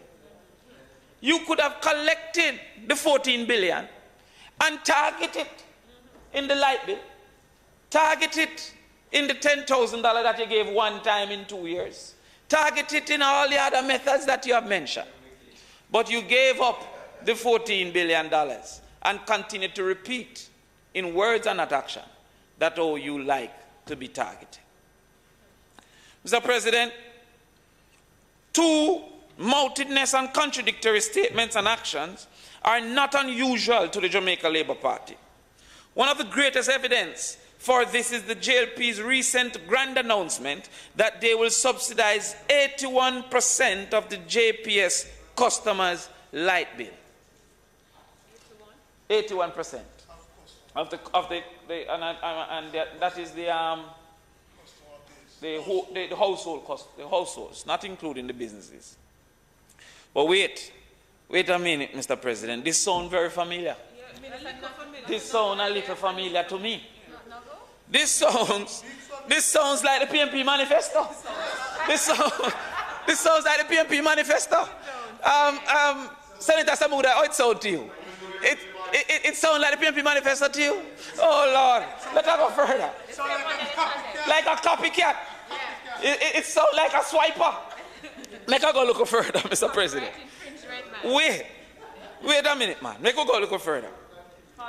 This sounds like the PMP manifesto promise that was ridiculed as impossible. As impossible. Ridiculed in particular by the JLP's sympathetic media house, who had a good laugh as to how incredulous and unrealistic it was. No, 100%. I'm coming to him now. I'm coming to him. But even more, Mr. President, this idea was poo-pooed by the finance minister himself. Minister Nigel Clark, who now announced it so proudly, was with no contrition and offering no credit to the original conceptualizers. But let me remind the House of what the finance minister himself said when the idea was mooted. This was in Loop News. He said, "Bag of tricks." What? Clark takes aim at PMP's wealthy plan during debate. Here he is quoted as saying, "It is simply not credible. It misses the mark. It's a bag of tricks." That's what he said. The Gleaner captured the minister's opinion when the headline said, "Clark slams PMP wealthy plan." The article continued, "The PMP released its controversial plan yesterday, which includes a promise to pay $4,000 towards water electricity bills for over 400,000 households." Doesn't that sound familiar? It sounds familiar. The numbers sound the same-ish. All right. Nationwide News had a headline, "JLP criticized PMP wealthy plan as lacking accountability." In reference to the light bill proposal, the JLP said the PMP were floating a pie in the sky, and I quote, "a pie in the sky." Guess who that was? Guess who that was? Senator Matthew Samuda. That was Senator Matthew Samuda. That was Senator Matthew Samuda. He was saying it was a pie in the sky. Yes. Senator Matthew Samuda. Yeah, huh? Oh, it's not the same thing. All right, we soon come. Yeah, no worry yourself. We're going to talk a little bit more. All right? It was a pie in the sky. It was a pie in the sky.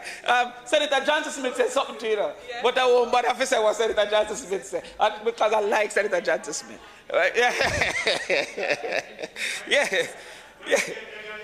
No. Listen, I like egg on my face. It's money when it's on my face. No, this is not the first time, though, Mr. President, that the JLP ridiculed perfectly workable ideas and necessary ideas. It was a pie in the sky. Now them eating the pie. Mr. President, this is not the first time. Them a bake, them a do omelette, them a do frittata. Listen, it's not the first time, Mr. President. The JLP ridiculed a perfectly workable and necessary idea. First, at the altar of the lack of understanding, and second, at the purpose of their political gain. Let's go back. Before we reach 1.5, that far, we'll go back to Portland 2019. The Gleaner article dated March 18, 2019. We don't need no more goat. Portland West MP lashes Crawford. In the article, the prominent JLP member and minister says, tell Damian Crawford keep him goat them. Because, and I'm quoting, we don't need no more goat. So wide-scale was public ridicule that the Star chose the headline, Crawford goat curried, in reference to the loss of the election. I won't. You know, I take it, man. I take it. No, but I can tell you something about another JLP minister, Minister Shaw, when he visited the farm and he saw what we were doing. He said, it's a good thing you lose. It's a good thing you lose.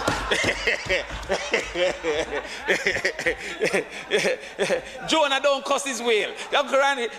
Senator Brevin is a good pastor. Jonah don't cuss his whale. Sometimes when you get in the belly of the whale, don't quarrel. He's taking you to where you're supposed to be. Talk to them, Senator Brevin. Yes. I only go Sunday school. I don't go big school. I graduate from Sunday school. Now, it says, Crawford goat curry. I won't delay the House by doing the goat mathematics, but the idea that every single JLP representative that set foot in Portland ridicule is now a central cog in the JLP's agricultural plan. The evidence can be found in a Gleaner article May 17, 2021. Government planning to expand goat population. Which government? Which government? The same government will say we don't want no more goat. Same one? My good friend. My good friend. My good friend.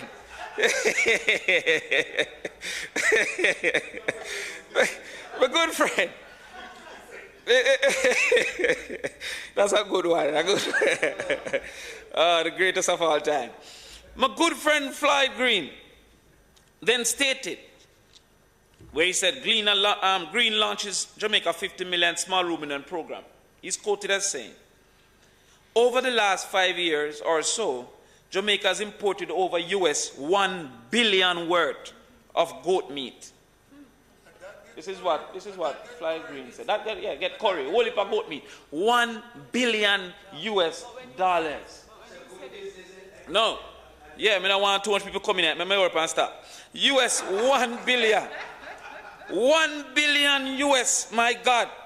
Then what did they mean when they said we don't want no more goat? We want whole heap more goat. But for political purpose, it was said, oh, this can't work. Vindication once again. It happened in 2014 when I came to Parliament and stated that we needed an entertainment registry. These quotes are from May 2014. And if you go to the Sotovosha comments, then they say, find something to do. That's what they were saying in a Senator Scott Matley. The JLP was saying, find something to do when I said we need an entertainment registry. In the news article, it said, the registry, is quoting me at the time, the registry is an attempt to better coordinate and organize the entertainment industry so that it can be viewed as and operated as a business. We do not know how many persons qualify for tools of trade because we do not know who an artist is and who the entertainment practitioners are. It is not the same for tourism. It is not the same for other industries because the practitioners and participants are clearly defined. So we want to have a registry that will have entertainment practitioners clearly defined. Additionally, the article stated, Crawford noted, too, that the government has found it difficult to fund, contribute, and implement policies for the enhancement of entertainment, hence the reason for the registry. That sounds like something that COVID has now carried straight into relevance. From 2014, they inherited government in 2016 and has done nothing to further the establishment of the entertainment registry, and then use it as an excuse as to why they can't do nothing for the industry, because they cannot find them, they are not registered. Mr. President, we built it and it was abandoned since 2016 when we lost the election. But you see, Mr. President, for every single one of these that the JLP in tow and many members of the public ridicule, you will find evidence in articles and in the media where I seek to defend what I propose. Senator Samuda is now saying that this is not the same thing. And I don't want to digress, Mr. President, because I don't want to, because I have a whole section of why I have my own personal self-confidence, including the reality that I've heard Senator Braham pray, and he sounds convinced that the prayer will come to light. And when he prays for me, I feel that it's going to work out. And including the fact that I saw my mother sick at 40, decide she's going to do CXC till she reached to her master's. I have good genes, Mr. President. So therefore I don't, no matter who shout, I have great self-confidence. But Mr. President, when they steal, take, or borrow a concept, you should steal it properly. The JPS intervention is a good idea. It was a good idea when we conceptualized it. It was a good idea when we proposed it, and it remains a good idea now. It remains. However, it is being implemented improperly. I have a lot of goats. It's being implemented improperly. I don't want to make the people come and look for me. You understand? That's why I said we come out for the goat thing right now. Go to grow some cow and leave me alone. It's being implemented improperly. The minister states that it will assist 81% of households, which suggests 4 of 5 income quintiles. Because of 81%. The upper middle class, the poor and the very poor will likely benefit from these interventions. With that is what's proposed. Where he's gone off the rails is that the proposal is 20% of the bill instead of a set amount per person. Using light bill as a reasonable proxy for income, the lower light bill should be that of the poorer person on average, all things held constant. So in the case of a person with $12,000 light bill, can be assumed to be a higher income than the person with a $6,000 light bill, all things held constant. And similarly, a person with a $6,000 light bill should have a higher income than that of a person with a $3,000 light bill. This is so because a higher income, you are likely to have a higher energy consumption due to more rooms, lighting, more light requirement for more square footage, more electrical appliances, etc., etc. Now, the subsidy that is being proposed, a person with a $12,000 light bill, 20% will receive $2,400 subsidy. Remember we said that is likely a richer person than a person with a $10,000 light bill. 20% they receive $2,000 subsidy. 8,000, 20% $1,600, and 2,000, 20% $400. So in this case, the person who is poorest receives $400 in subsidy, and a person who have a higher income receives $2,400 per month in subsidy. And they call that targeting. And that's per month. So in the 4 months that it is proposed, I see your understanding, the person who is richest, $12,000, receive $9,600, and the person who is poorest receive $1,600. The person who is richest receive from government a $8,000 more subsidy than the person who is poorest. But you know, one accept says thief it. You know, one for say $2,000 per person. Yeah, try do a local chicken, you know, if you say, oh, it's different. I hear you, Matthew, but I don't show you the difference already. Let us show you what the difference is. I don't show the difference. Yeah, let me show you the difference. If we gave a flat $2,000 per person, if we gave a flat $2,000 per person, the person with $12,000 will receive 16.6%. The person whose bill is $10,000 will receive 20%. The person whose bill is $4,000 will receive 50%. And the poorest person whose bill is $2,000 would have received 100%. That is targeted. That is targeted. Yes, that's my interpretation, which is the correct interpretation. You don't understand the difference between equal and equity. That is the difference. That's what happened. I've showed you with the numbers. I've showed you. I showed you the numbers. I show you the numbers. I show you the numbers that if you use 20% across the board, that you would have unfortunately not considered the poorest in the society. While to the contrary, if you use a flat rate, a flat amount, you would have better considered the poorest within the society. You don't have to accept it, but the mathematics don't lie. The minister, Mr. President, said it is morally right for us to be targeted. The second concern, Mr. President, is the time frame of 4 months. Mr. President, I see nothing to suggest that the needs that cause for this to be implemented will be removed in 4 months. All right, I see nothing to suggest. It might get worse. In fact, a newspaper article just this morning said darker days are coming. Sorry to indicate that the speaker's time is finished. It's 5 minutes, Mr. President. No, it's 5 minutes in giving. Mr. President, I'm not sure what leeway you're allowing me to give to our colleague on the other side who has been speaking so passionately.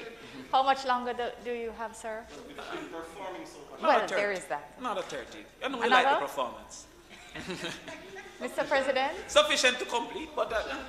I know that members had earlier said that they hoped we would have some I'm sure that Senator Crawford will take note of the fact that we are going to give him sufficient time, but he needs to stop so we are digressing. seeking sufficient time with discretion.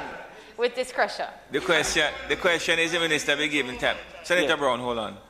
Member said time is not transferable. The minister, the senator is requesting, and it is being requested that he be given time to complete his presentation. Those in favor? Against? Yeah, Mr. President, I beg your indulgence because remember the minister spoke for about 12 hours, and then again. So when we're speaking to it, it can take a little bit. But you know, you have to understand. But I understand. You have to understand that. Down where? Oh, okay. Well, my American citizen. The minister himself said, Mr. President, it's morally right. As I said, the second concern is the time because there's nothing to suggest that 4 months the needs would have been removed. And the direction is that it is getting worse. So I recommend that it goes for a year and review of the time and using the minister's figures, I think that it is affordable, Mr. President. Additionally, we are happy that something is being done for the taxi operators, but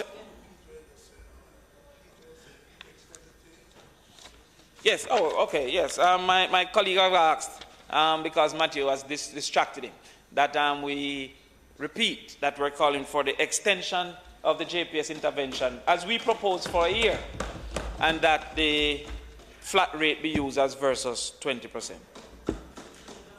Mr. President, We are happy that something is being done for the taxi operators. But again, this is not enough. We also wait to hear what the proposed interest rate and required collateral is. We implore the government not to come with a million exclusion clauses, because we know that this is an exclusion government. For example, the Hackney carriage operators should be considered in the grants, and also if a person owes police tickets, that 25,000 should go towards the ticket and not be used to exclude the person from benefit. Mr. Speaker, however, one has to put 25,000 in context. A bus can use $13,000 of gas per day, and a car $7,000 per day. What they are proposing, not even 1 week gas. Is that sufficient penance for the dark days that their actions? Because let us not be fooled. What's happening right now with gas prices in Jamaica is almost entirely the fault of the government. Is it the government's fault that Russia invaded Ukraine? Of course not. Is it the government's fault that global economic recovery is causing demand shifts for oil? Of course not. But it was the government's decision to remove the insurance we had in place against oil price volatility, while continuing to collect the money that should have paid for the insurance called a hedge. Mr. President, had the JLP maintained the hedge which was in place in 2016 when the PMP lost government, we would be accessing oil right now at $67 per barrel, which would have meant at the pumps a reduction of approximately 40% in the cost of gas. These were decisions that the JLP took. The Jamaican citizens are being left to suffer at the pumps because the JLP government didn't have the foresight to provide the insurance. It's like a middleman collecting money from you every month for house insurance. And when your house burned down, he tells you he wasn't paying over the insurance, but instead offer you 100 blocks. 100 blocks is not enough. If we had the insurance, we would have had our full house recovered. 100 blocks is not enough. The insurance would have replaced my total house. And with all the foolish excuses being bandied about, the stupidity I hear coming out of the JLP and their supporters' mouths, the facts still remain that by their choosing, Jamaica, and by extension Jamaicans, have no protection against oil price volatility. They claim that the PMP only insured 8 million of the 24 million barrels imported. Okay, let us accept that to be true. But then you win the election, and instead of fix it, you fix it and insure all, you insure zero. So you said the PMP never insured enough. We imported 24 million barrels, they only insured 8 million barrels. And your fix is to insure 0 million barrels. That don't sound like a reasonable fix. They claim only 3.3 billion of the 6.4 billion was spent on a hedge. Okay, let's accept that to be true. But then you win the election and your fix is to spend not more, but to spend 0 of the 6.4 billion that is being collected. That can't be a reasonable fix.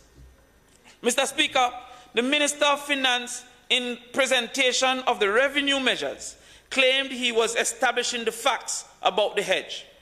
These are the facts that he claims he was establishing. 1, oil price reduction led to a reduction in government's revenues. 2, hedge tax was announced in March 15, 2015. 3, the tax was forecasted to raise 6.4 billion.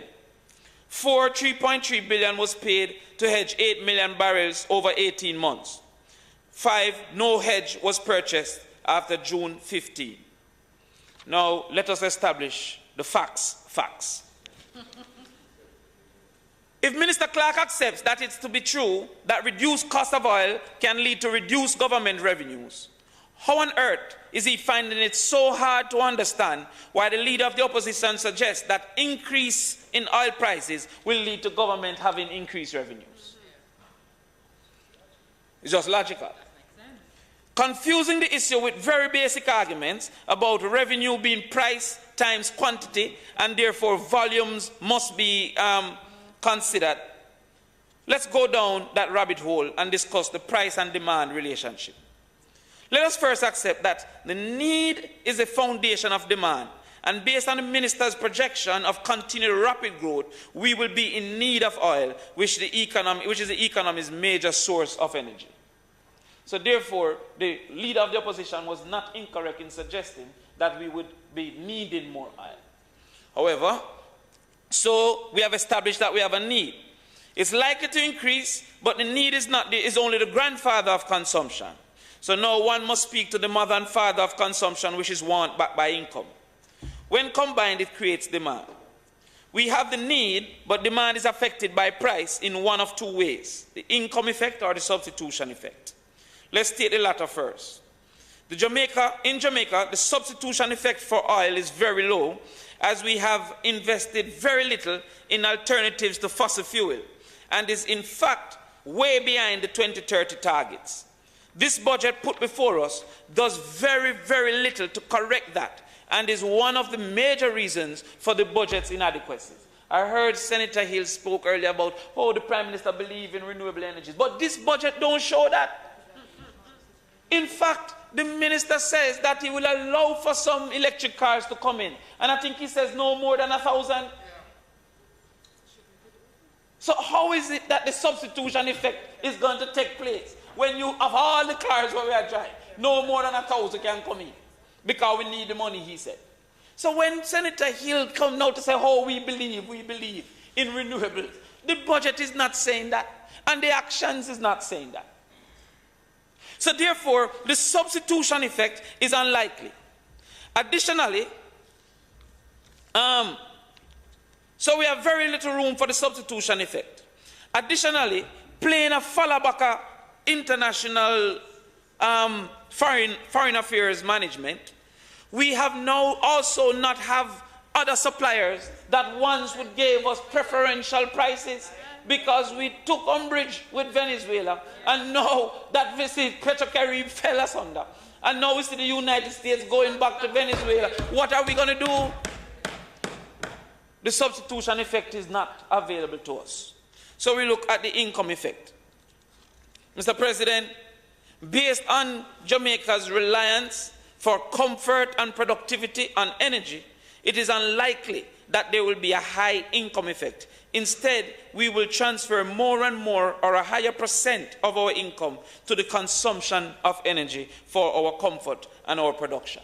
So the leader of the opposition was correct, because when you look at the price and you look at the volumes, it is unlikely for volumes to reduce, and the prices are high, so the revenues would be exorbitant coming to the government.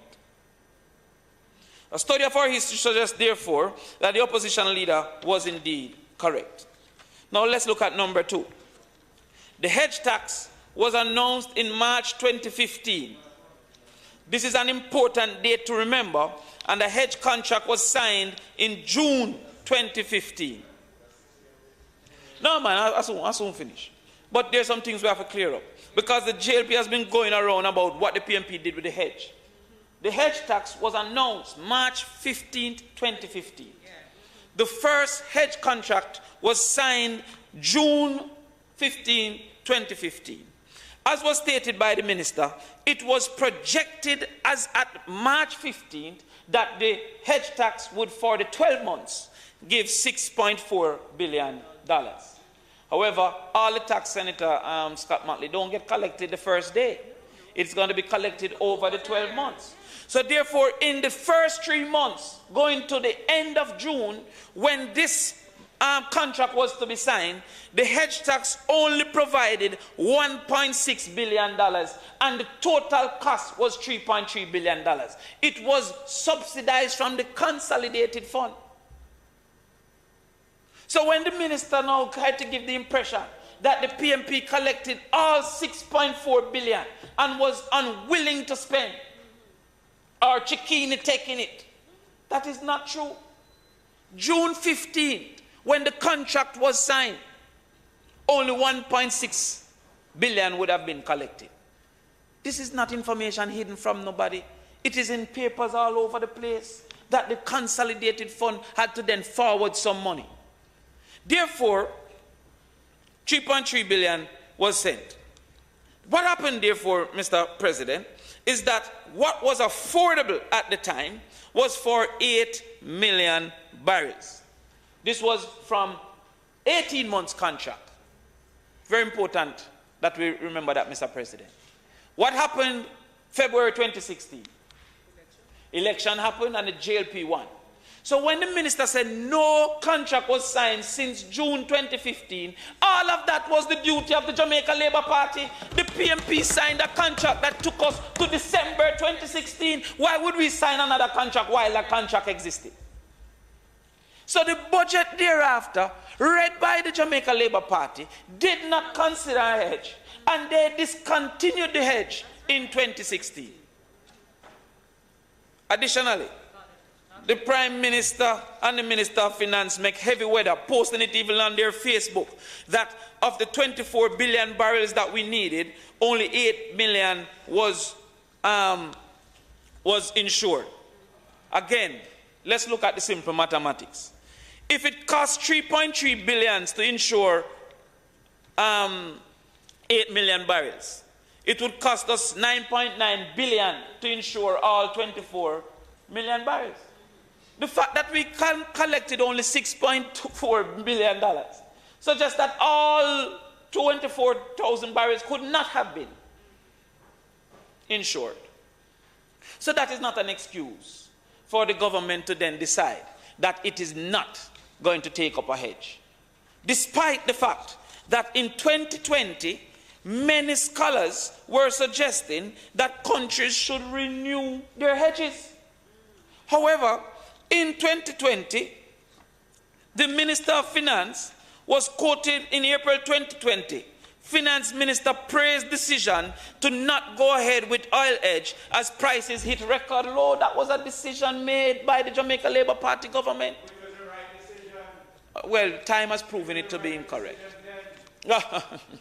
You know, you sound like the people who say, my house done burned down for the last 5 years, so I don't bother pay me insurance. And then when the house burned down, you say, well, it was the best decision then because it never burned down. That's not how insurance works. That's not how insurance works. The fact of the matter is, even if it was the best decision then, you did not make what is the best decision now. You did not make what's the best decision now. And so we could have been protected at $67 per barrel. Yet we are now being faced with extreme, you can stay there, volatility. You can stay there. And I await. Now, Mr. President, and I close. We have to look at the entertainment industry. As I close. Yeah, man, I'm finishing up now, Mr. President. Because, Sorry? I know you want to fund something, you know, but I'm not ready yet. We're going to talk about entertainment. Yeah, because some truths have to be told. You see, one of the things about the budget is our leader don't get to speak twice. Senator Crawford, you're over your time and you're being distracted. Tell them to stop then, sir. Senator Webby, but sir, let's talk about entertainment. What he's saying, if you're looking for something with prospect to fund is goat business, not his political career. When the president starts to get involved, it's risky. But Mr. President, the entertainment industry needs further explanation. Is it likely that the country will go back to being closed? If this is so, what will happen to investments made for the period coming up into entertainment activities? It often takes 3 to 6 months to plan an entertainment activity. Over this period that they were told that we are reopened, should they be taking any consideration that it's possible that it will be reclosed? And if it is reclosed, is there any insurance scheme or system that is in place for their investments that they would have to put in place long before it is reclosed? That is a necessary conversation. It is also necessary for the government to indicate to the industry what are the variables that they should look for assume or predict that is likely moving in the direction of a reclose. So is it that if we get back to 15% rate, we are likely to get into a reclose? The entertainment industry will need answers for that question. The entertainment industry, Mr. President, also would need answers to understand more how it is that they will access some of these grants that were being put forward. As has been highlighted, even by the government, very few promoters are registered. How does this promoter then prove himself to be a person qualifying for these grants? As has been indicated by the Minister of Finance, there are multiple people who participate in the entertainment industry who are not entertainers in and of themselves. The chicken man, the whatever man. And I may have to talk about that. I remember when former Senator Andre Horton said that he was a breast man, and them nearly killed former Senator Andre Horton. He had to take it back. He had to tell his mother's story, all kind of thing. There is a particular lady who is a victim of our system, clearly have skills and head and brain, but she was promoting something that is not within our morals of the society. That should never have been brought to Parliament. Not to get a forward, not to get a clap, that should never have been brought to Parliament.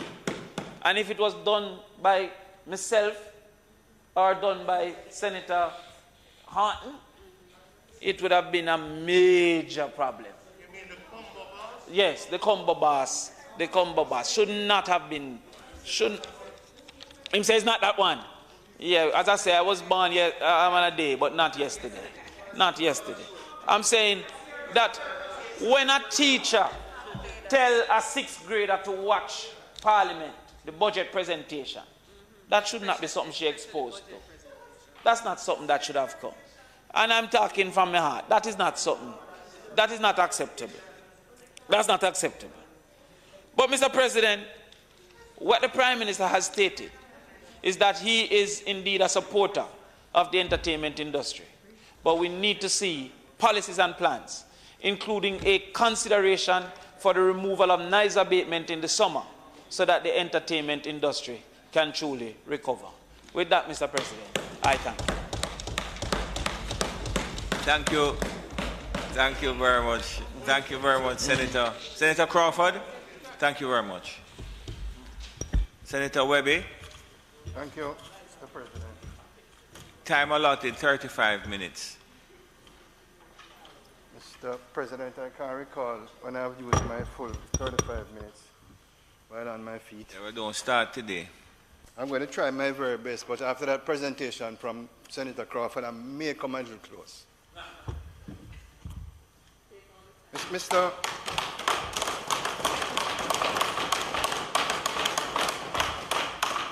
President, let me start off, Senator Crawford. I always enjoy your presentation, even if I don't agree with you. And, you know, as I stood, I was trying to figure out what part of your speech I agreed with, and it's very little. So I came to the conclusion, Mr. President, that Senator Crawford is a much better mathematician than an economist. However, all is not lost, Senator Crawford. I know you know the name John Maynard Keynes. He started off as a mathematician and ended up to be one of the great economists. So there's some hope for you, and I'll address some of your issues in here. So, Mr. President, let me start off by saying that I rise in support of the Appropriation Bill 2022, and when passed, we will approve the estimates of the heads of expenditure in 2022-2023. You know, Mr. President, I would like to commend the Honourable Minister of Finance and the Public Service, Nigel Clark, on the work he has put into preparing this budget.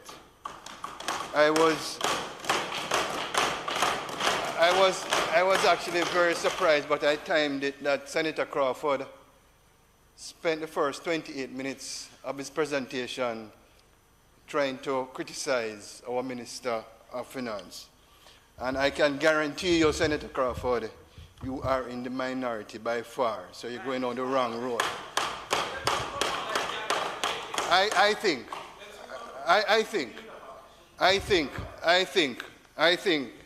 the Minister of Finance has lifted the level of budget debate to another level.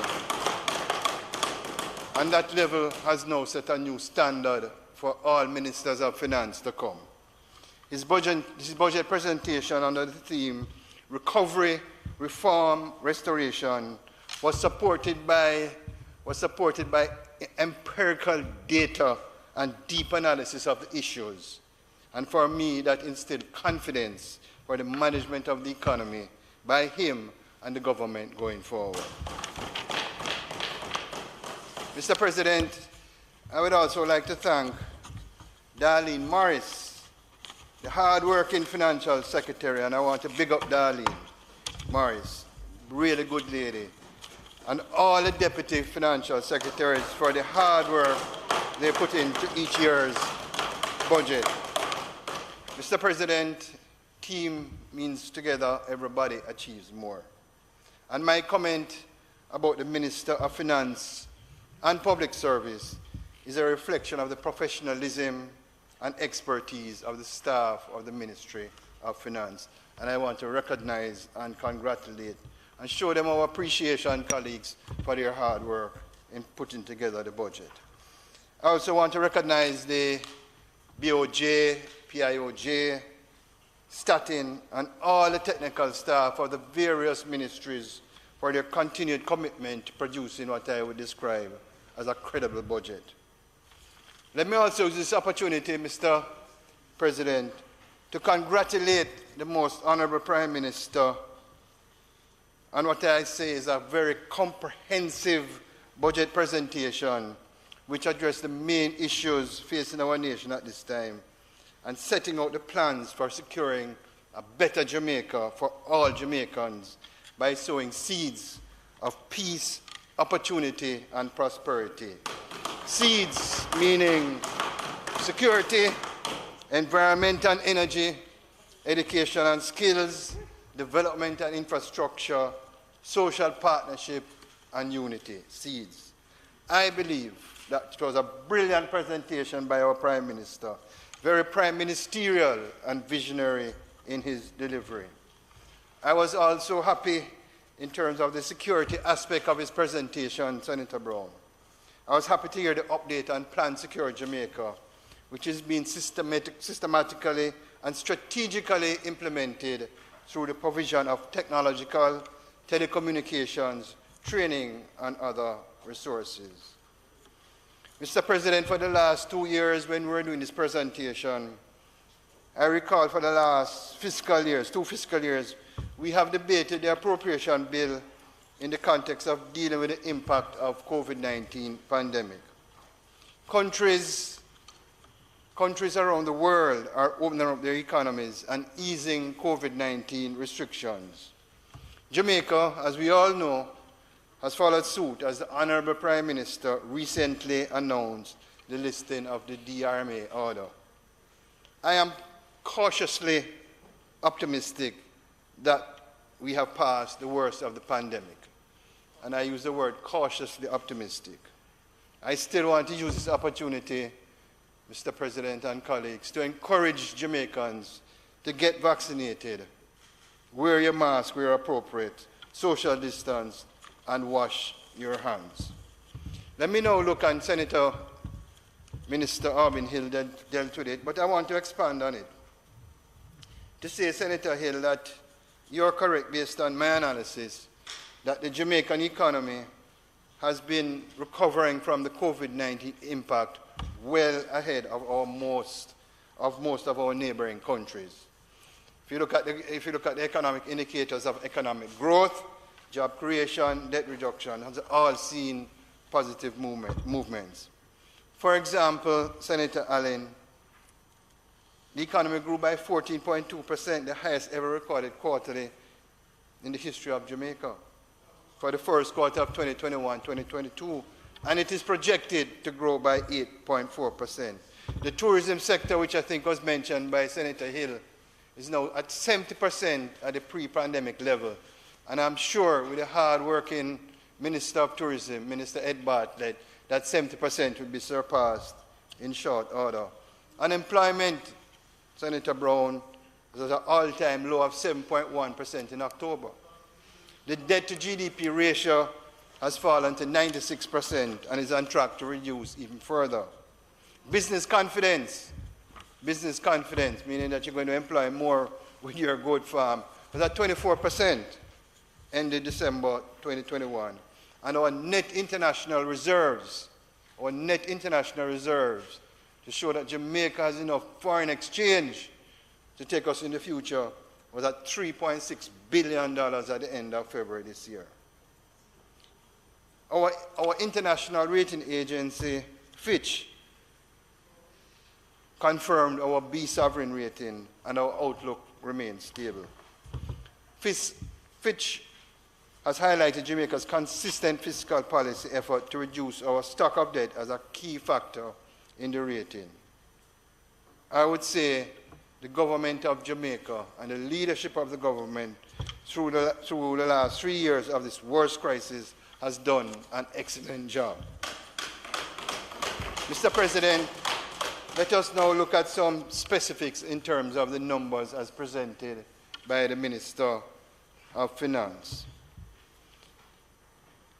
If we were to capture the headlines of the budget, I would say it encompasses support for recovery, facilitate reform, and foster restoration of the Jamaican economy. Specific numbers, the total expenditure for 2022-2023 is set at $912 billion, an increase of 9.1% compared to the fiscal prior year, and a total income estimate of $906.4 billion, a 12% rise compared to financial year 2021-2022. If you do the calculation, the deficit is of $5.6 billion, and that is not expected to influence or be inflationary in any way. There's a lot of discussion, certainly in the media, around comments made by the opposition spokesman on finance and the leader of the opposition. I want to recognize the Minister of Finance, and in fact, I had a discussion with him on it, about clarifying an unfortunate interpretation of the budget figures by the opposition, where it suggested that the government would collect $99 billion more in taxes during 2022-2023. It is extremely important, I believe, that the Jamaican people to get the facts, and I will go through the facts very briefly.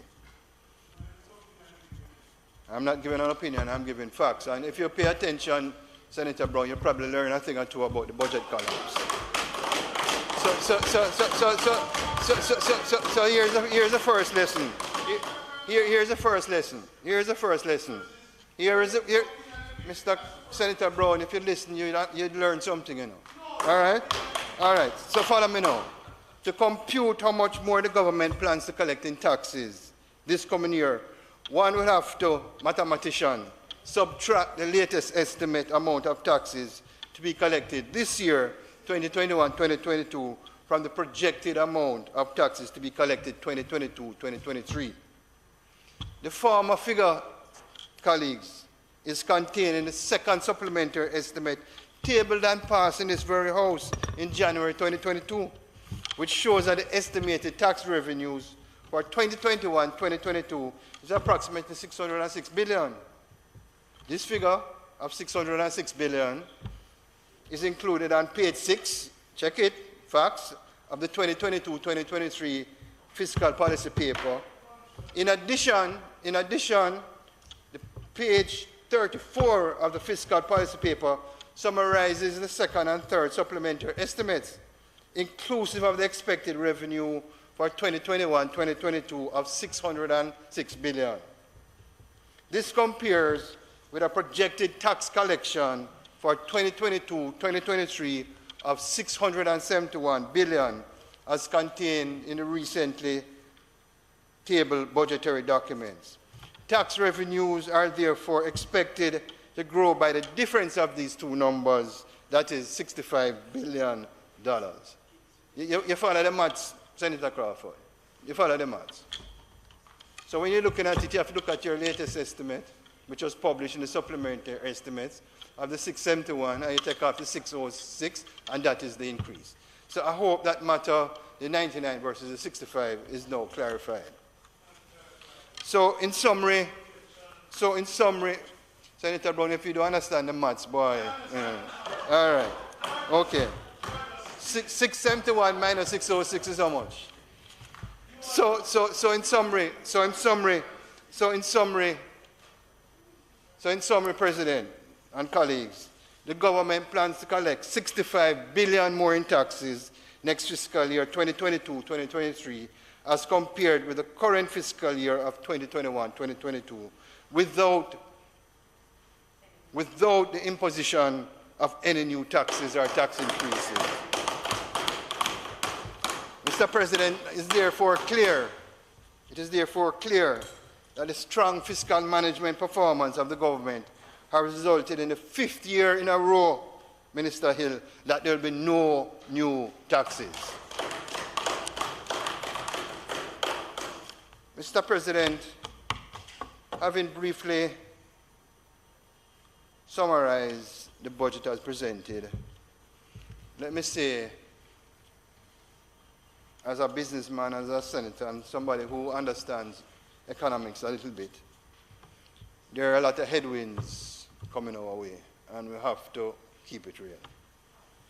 These headwinds relate to the rise in inflation and commodity prices. Mr. President, one of the main headwinds that, in my opinion, is a risk to reaching full pre-pandemic levels of growth is the increase in inflation globally and the uncertainty around the duration of global inflationary pressures. I believe that the governor of the BOJ and his team have their hands on the wheel and are doing a reasonably good job. But sometimes when you're talking about global inflationary pressures, is outside of their control in the short term. Mr. President, our situation is not dissimilar to developed economies, such as the United States. The Federal Reserve launched a high-risk effort to tame the worst inflation since the 1970s in the USA, raising its benchmark short-term interest rates. Mr. President, I heard the opposition spokesperson on finance speak about the cost of living increase. And I think it is quite obvious based on the data published that we are seeing in our own country inflationary pressures. But when you are presenting to the nation, you have to put your presentation, in my mind, Senator Hill, in context in terms of food prices and the commodity prices. And as I said earlier, global inflation is the highest it has ever been in the United States. And it reached a 40-year high of 7.5%. And of course, the Russia-Ukraine war is going to also have a significant impact on commodity prices. So based on data that I have compiled 2021 to 2020, let me share with this Honourable House the increase in some of these commodity prices, which would explain to the nation of why we are seeing this inflationary pressure on Jamaica. And I'm going to speak about that later in my presentation. So let's take corn. To 2021 has increased by 57%, the commodity prices. That is a direct 57%, that's a direct impact, on our raw materials in Jamaica. I know goat feed has gone up significantly and chicken feed has gone up significantly. That's outside of our control. So we're doing a presentation. We need to take both sides of the equation. Yes, it has happened, but we need to say why. Natural gas, I'm going to come to that. Natural gas, Mr. President, has gone up 92%. Soya beans has gone up 43%. Crude oil, 73%. Brent crude oil, 67%. Wheat, 24%. And this is up to 2021. And I can assure you, for the last 3 months, we have even seen a sharper increase in prices of world commodity prices. If you look at the Russia-Ukraine, Senator Morris, they are suppliers of 1/3 of the global demand for wheat, which is a main ingredient in terms of bread. So we can expect that pressure. And I'm being very frank in terms of what I have described as the headwinds. So, Mr. President, when we're speaking to our nation, it is unfair to speak about increases in prices without putting in context of why these prices are increasing, so Jamaicans can get a better understanding of the issues we are facing, and we can collectively, as you said, Senator Crawford, come up with a strategy of how to deal with it. And I will speak to this later in my presentation. Mr. President, I don't want to be mean or critical, but the truth is, as I listen to the proposal by the opposition and repeated by Senator Crawford this afternoon, I did not hear the analytics and the empirical data to support what is being proposed. And let me tell you what I heard both from the leader of the opposition and Julian Robinson, and I hope I don't get myself in trouble, but I refer to it as the politics of promises. The politics of promises. When you're in opposition, and that is probably going on from independent Senator Brown, when you're in opposition, you make promises, which I consider, to be very honest with you, and which I consider to be, Senator Brown, I consider it to be a knee-jerk reaction to gain political popularity, which has previously gotten us into trouble. For example, the opposition proposal would cost 2% of GDP, or $40 billion. The question that I must ask, and will ask again, Senator Scott Motley, how is this going to be financed?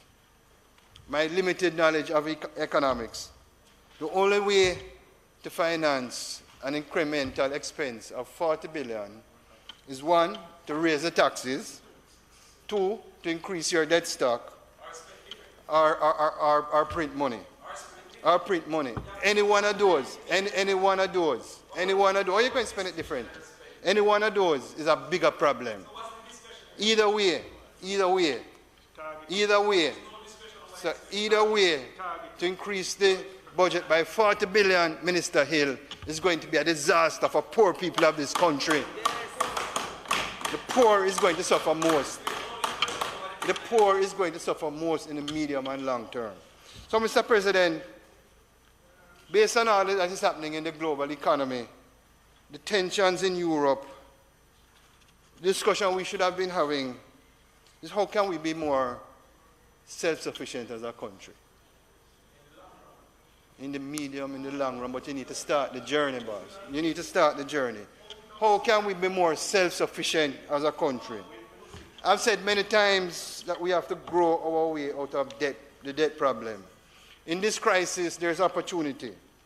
With the rise in food prices, we need to strategically focus our efforts on production to improve food security, raise productivity, and create sustainable value-added food products.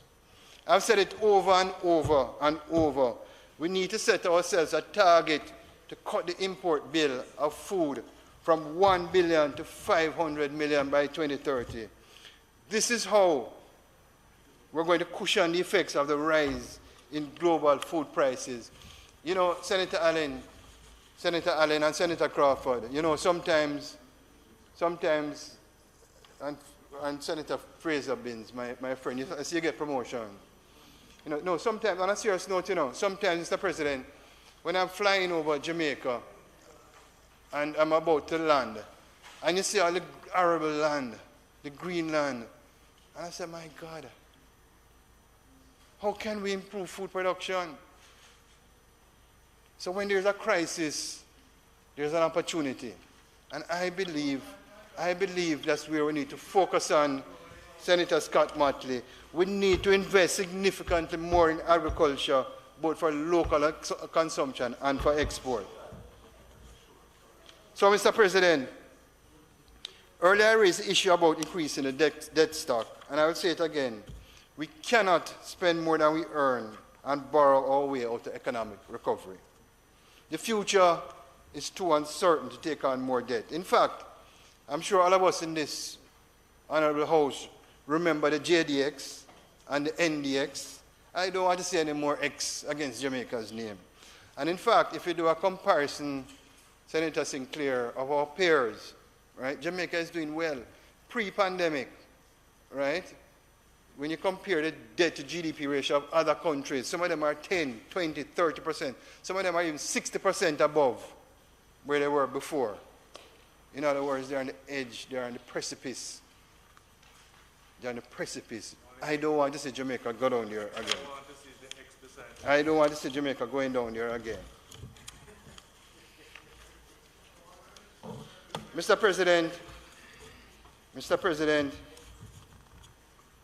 I've said it before I became an honourable senator, and I'll say it again, without apology. I have the greatest respect for Dr. Peter Phillips. I make no apology to anyone. The former Minister of Finance, Dr. Peter Phillips, did an excellent job in running the first leg of fiscal reform against a lot of pressure. Right? Aldershot took the baton from Mr. Phillips, Dr. Phillips, and passed it to Nigel Clark. And let me say, for the records, Dr.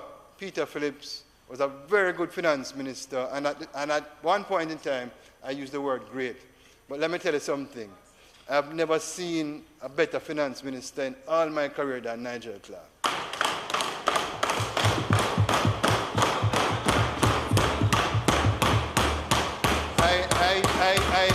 I don't want to say the hard work, and I know Dr. Phillips well, and he went through a lot in terms of this fiscal reform. Let us not disappoint that relay. Let us win the relay in terms of fiscal reform. And I'm going to come to another point here. So the key is to find the right balance between fiscal austerity and protecting the most vulnerable in our society. That is the balance, and it's always going to be a delicate balance. And I would say, I would commend the Minister of Finance for finding this balance with this budget. I really want to commend the Minister of Finance. The other point that I'd like to make before I begin to wrap up is the issue of the Fiscal Commission. Senator Crawford, I heard when you referred to it. The truth is, I don't care whose idea it is, to be honest with you. What I care about is that it's implemented as quickly as possible. That is my care. I don't care if it's PNP or GLP. I just want to see it being done. I don't need to score any political points. So, Mr. President, on a previous occasion in this House, I indicated my support for the establishment of the Fiscal Commission so that we can have a body in place that would provide a level of oversight and hold the government at the time accountable to staying on track to achieve the debt to GDP target. This will take away the temptation, Senator Allen, of what I refer to as the politics of promises, which has plagued us, the run with it, the FinSac, that set us back decades and decades. This now will put in place the necessary governance structure that regardless of personality or who is in power or who is not in power, that will have this independent fiscal commission that will provide strong oversight. So in my mind, the commission is not anymore a nice to have.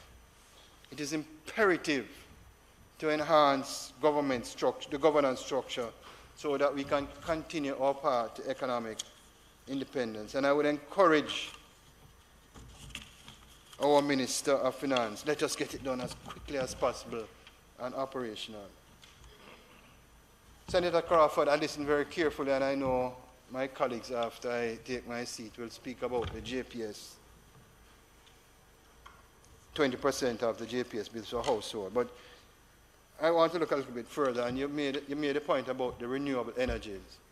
And you have heard me in this Honourable House use a statement, as I use often in the private sector, what gets measured gets done. So right now, based on the numbers that I have, is that Senator Scott March, about 13% of our current energy usage is renewable energy, 13%. And the government has set a target by 30% by 2030. And I think I heard the Prime Minister say that the 30% could even be 50%. That could even be 50%. The budget is for a year. I'm coming to your point. I'm going to agree with you, I'm going to agree with you. So we need to ensure that we have the right policies in place. Let us take Barbados, which I know you are very familiar with, Senator Scott Martley. They have a simple incentive for retail, for households, that if they put in a solar system in their house, Senator Hill, they get a tax credit. And when you go to Barbados and you look at the level of solar systems in the residential houses, anywhere in Barbados, you can see the presence of the solar systems. Now, these are the sort of strategic actions that we need to take to start that journey towards the 30%. And I'm going to agree with Senator Crawford. Senator Crawford, I believe that the Minister of Energy, first of all, we need to have a chart, right? Two issues. It's 121. I'll deal with that first. Senator Hill. Mr. President, given that the time is now 1:21, I'm seeking that the time for the business of the Senate be extended. And secondly, the question is that the Senate be allowed to sit beyond 1:20 to beyond 1:30 to complete the business of the day. Those in favor? Against? I think Senator Webby said he needed 10 minutes. If that much. Yes, Senator. Yes. The Speaker's time having expired, Mr. President, I ask that his time be extended to allow him to complete his presentation. I think what Senator Scott Martley meant to say was that may his time be extended for 10 minutes. Those in favor? Against? Thank you very much, my colleagues. I think this is probably one of the rare occasions that I surpassed my time allocated. But I want to make the point that, so we're at 13% now in terms of renewable energy, and we have set ourselves a long-term goal to 2030. That is fine. But what I want to see is a breakdown on an annual basis. In other words, we're at 13 now. In 2025, we're going to be at 15. Then we're going to, and so the trajectory up to 2030. In addition, what I'd like to see is that the Minister of Energy come to this House and make a presentation of how we are doing against the targets. And if we are against the targets, if we are not meeting the targets, why and what do we do to meet the targets? We have to keep it in focus. We have to get the whole minister responsible to ensure that he delivers on these targets with specific actions going forward. And that is my suggestion. So, Senator Crawford, one of the things that you often hear is that the lack of resources. So when he presents now, and he said, boy, we never meet the target by 1 percentage point, and he needs to say why, then we need to fix the why and track it. Because, listen, this volatility in the world about oil, I mean, I don't want to sound like a doomsday, but it's not going to get any better. You know?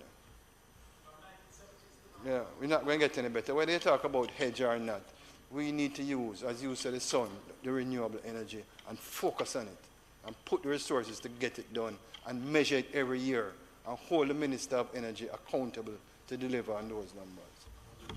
You know, I often hear, and sometimes when I hear about this government, I've never seen a government, and Mr. President, I've listened to Honourable Prime Minister Andrew Holness very carefully since he became Prime Minister. And I'm sure I'm hearing right. But to be honest with you, I've never heard a Prime Minister in my life that cares about the poor people more than this Prime Minister. Probably the one that comes, probably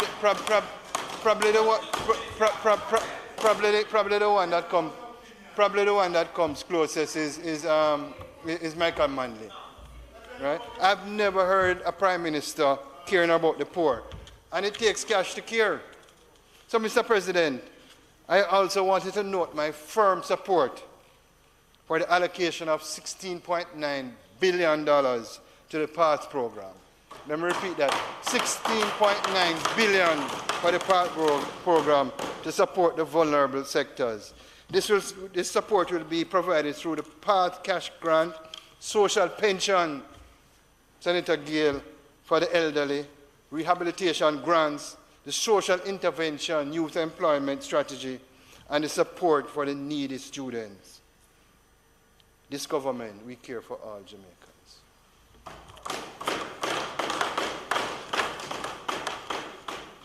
So, Mr. President, in closing, I would like to again offer my support for the bill and say that our resilience as a country has been tested more than ever before, but we have shown that we can get through this together and we will recover stronger. I thank you, Mr. President.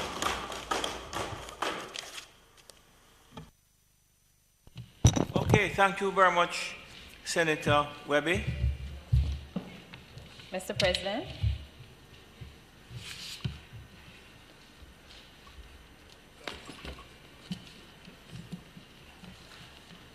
Mr. President. Senator, I'm just waiting for you to get your lectern. Yes, please. Yes, she needs it. She needs it.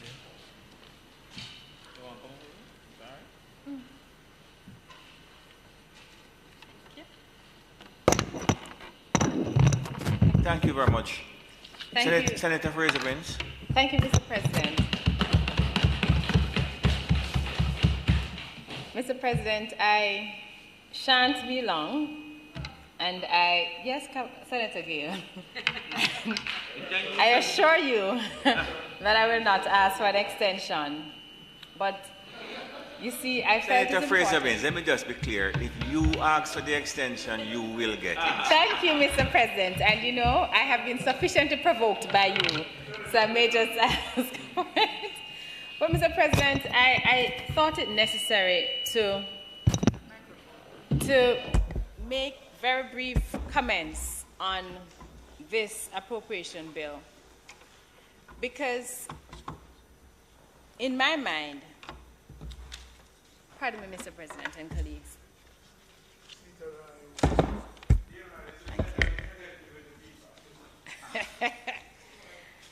In my mind, Mr. President, this bill... Assist the lady Senator, not Senator. And I recognize you from a seat other than your own, by the way. Thank you, Mr. President. You're welcome, Fraser-Binns.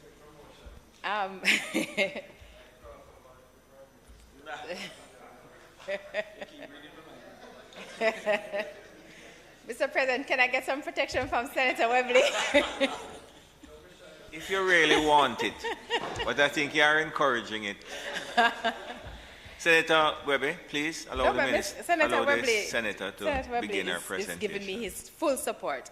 But, colleagues, Mr. President, I thought it important to make very brief contribution to the appropriation bill debate, because if we believe that the budget that was passed in the era of COVID, or the last two budgets, were critical, and in fact they were. It is my opinion that this budget is even more important.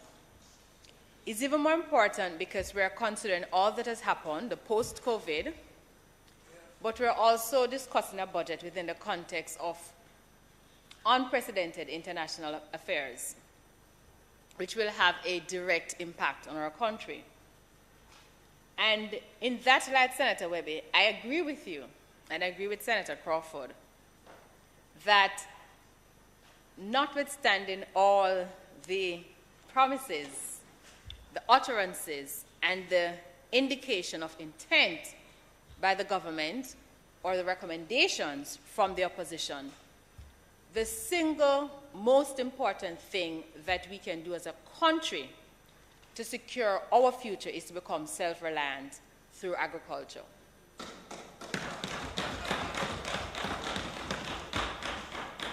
And if we take that perspective, Mr. President, then all the matters that have been aired here and in the lower house will come together and we have a greater appreciation. Because it is in accepting the need to reduce the importation bill that we will have more funds, Senator Webley, to deal with our education, our hospitals, to pay our teachers, our nurses, and to deal with infrastructural development. It is prioritizing agriculture and understanding the importance of agriculture to our economy and our survival that the issue of the environment and climate change becomes center stage. Because then we appreciate that when we destroy our forest and we destroy our environment, then the 1.5 that we so aim to achieve is going to be a pipeline dream. And so our own attitude and our actions towards environmental protection and resilience takes on a new focus. It is in accepting the prominent and the critical role that agriculture has to play in our survival that we will then start thinking about the importance of land titling for our people. Because it is only when you have a piece of land that, well, when farmers have the document for their property, Senator Hill, you and I know that they can take it to any financial institution and get a loan, and they can improve upon what they have. Last week, Thursday, I had the opportunity of meeting a young lady. She's not more than 25, Senator Hill. You would have loved to meet her. No, I say this because Senator Hill and I have had conversations, and from those conversations, I appreciate his view and his real commitment to investment. But a 20-something young lady farms in St. Elizabeth and exports. So she doesn't really come to the Jamaican market. She farms and she exports to Canada and to England.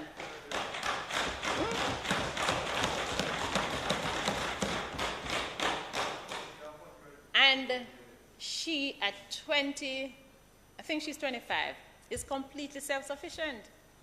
She's not depending on the government for anything. In fact, she is one of the persons that I believe should be an agricultural ambassador for us. And she's a woman. No offense to her men, but she's a female, which makes it even more impressive. Yes, it makes it more impressive because I don't believe that we have given sufficient support, Senator Scott Martin, I know you'll agree, to our women. Some time ago I heard Senator, I was going to use it on a long more, mentioned that she too has an interest in farming. But I believe that we have to encourage more of our women in agriculture. And so, Mr. President, I give support to what was said by Senator Webley and Senator Crawford. Senator Samudo, I also want to commend the government for finally gazetting the cockpit country protected area.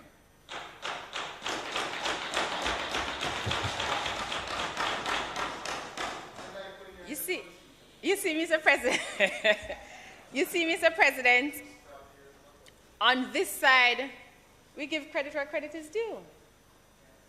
Because when something good happens for Jamaica, then it's a part of Project Jamaica, and everybody benefits. And the gazetting of the cockpit country protected area is a good for Jamaica, because we all know that the cockpit country supplies over 40% of water, particularly in Western Jamaica. And this call has been long in coming. I understand the fact that the ground truthing had to take place. For those who may not know what it is, you literally go on the ground.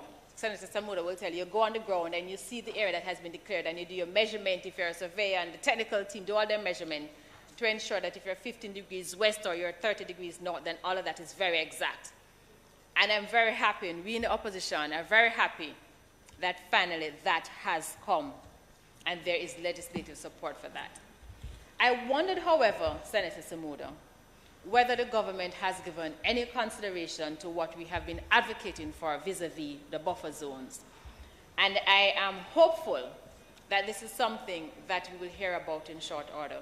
And the reason why the buffer zone is so important is that it is very difficult when you say, and I'd like to demonstrate, so you have a piece of land, and it's very difficult when you have a joint land and you say, here is the protected area and this is not.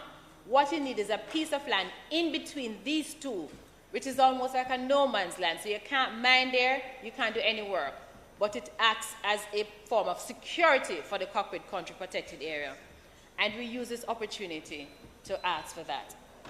The government also mentioned the protection of other areas for which we are grateful, and his intent to declare ecologically sensitive areas such as the Dry Harbor Mountain. Again, it's a positive announcement. But as always, the devil is in the detail. If we speak specifically about the Dry Harbor Mountain, there is no doubt as to what has been happening and the outcry that is being made and, in relation to mining in the Dry Harbor Mountain. I had the opportunity only this week to visit the Dry Harbor Mountain, and the things that I was exposed to, I want to encourage all of us to take the time and go and see. The rich limestone. Thank you. The rich limestone, and I mean just the rich ecological flora and fauna, it is something for one to behold. And I wish to find out at some point soon, Senator Samuda, exactly the details of the Dry Harbor Mountain that is being proposed to protect. You know, how much of it is being proposed, when is it likely to be done? And it is also going to be interesting to see how the government treats with privately owned property within that area. And let me say that we have done our research on the opposition side, and we stand very ready, willing and able to sit with the government to share our own ideas and recommendations as to how it can be treated with. And I'm sure when we meet very soon, Senator Samuda, we will have further discussion. Mr. President, there is a matter that is also of import to me that has to do with land ownership. And because he is not here, I will appendage that to housing, or appendage housing to it. The Prime Minister in his presentation spoke about the National Housing Trust, and he said two things which caught my attention. One has to do with the fact that he will be making land available for persons, for developers. And what would happen in that case is that the cost of land is the only thing that's going to, the cost of the development is the only thing that's going to be passed on to the purchaser. And that is positive. But the reality is this, that even with just a purchaser paying solely for the cost of development, with everything that is happening in the international sphere, there is going to be a section of the society who simply cannot afford it. And I want to urge the government to give deeper thought to that, to give deeper thought to see how can we assist those persons who simply cannot afford what he calls the development cost only. And at the same time, I also want to ask the government, what about the use of government land in terms of persons who continue to live on government land in excess of 60 years, some of them less than 60 years? The government has made no mention, and I thought, Senator Gale, that as the government was talking about making government land available for development, that he would have used the opportunity to say that a special committee would be established to look at how we can allocate government lands to persons already in possession. If you want to call it by way of adverse possession, you can use that term. But I believe that a progressive government can't be serious about discussing land ownership and transforming the country unless a full review is had as to how you're going to treat with informal settlers on government lands. And I call them informal settlers and not squatters, because they are informal settlers. And that is something that I find was missing in the budget presentation. And it would have helped as we talk about securing a future for all Jamaicans. Then to the National Housing Trust. And he talks about 3 persons, Senator Crawford, 3 persons who can now go on a title and get the benefit from the NHT. On the face of it is a good, but I do have some concerns. And the main concern I have is the Senator Gale, and you sit on the board, so I wanted to listen to the concern I have. Because the Prime Minister in his budget statement said that, and I want to get the correct word here, is that a test, he said that the proof is that you must show that the applicants are related. In fact, he said that proof is mandatory. You have to show that the 3 applicants are related. And I have a problem with that. Because in a situation of a mother and a daughter or a parent and a child, it's easy to prove that. But what does it mean by related? Is it blood relation? Is it spousal relation? Because a common law relationship under our law is 5 years. But what if you're in a serious relationship with somebody for less than 5 years? Are you deemed to be related? And what about 2 best friends like Donna and I? What if me and Donna decide that we want to join together and buy a house? Because we're not related, we can't have that benefit? I believe that much more thought is required, Senator Gale.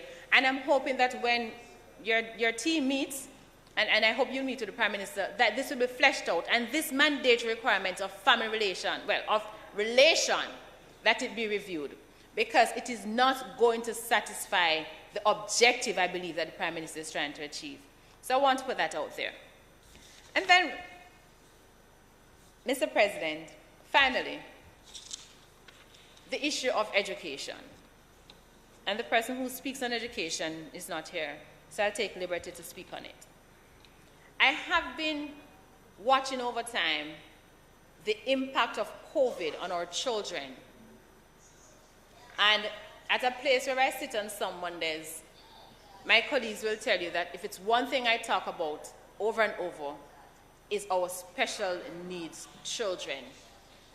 I have not seen, and I stand to be corrected, where in the budget a specific and concerted provision is being made to deal with children with special needs. And I'm talking about your children with autism. I'm talking about your children with dyslexia.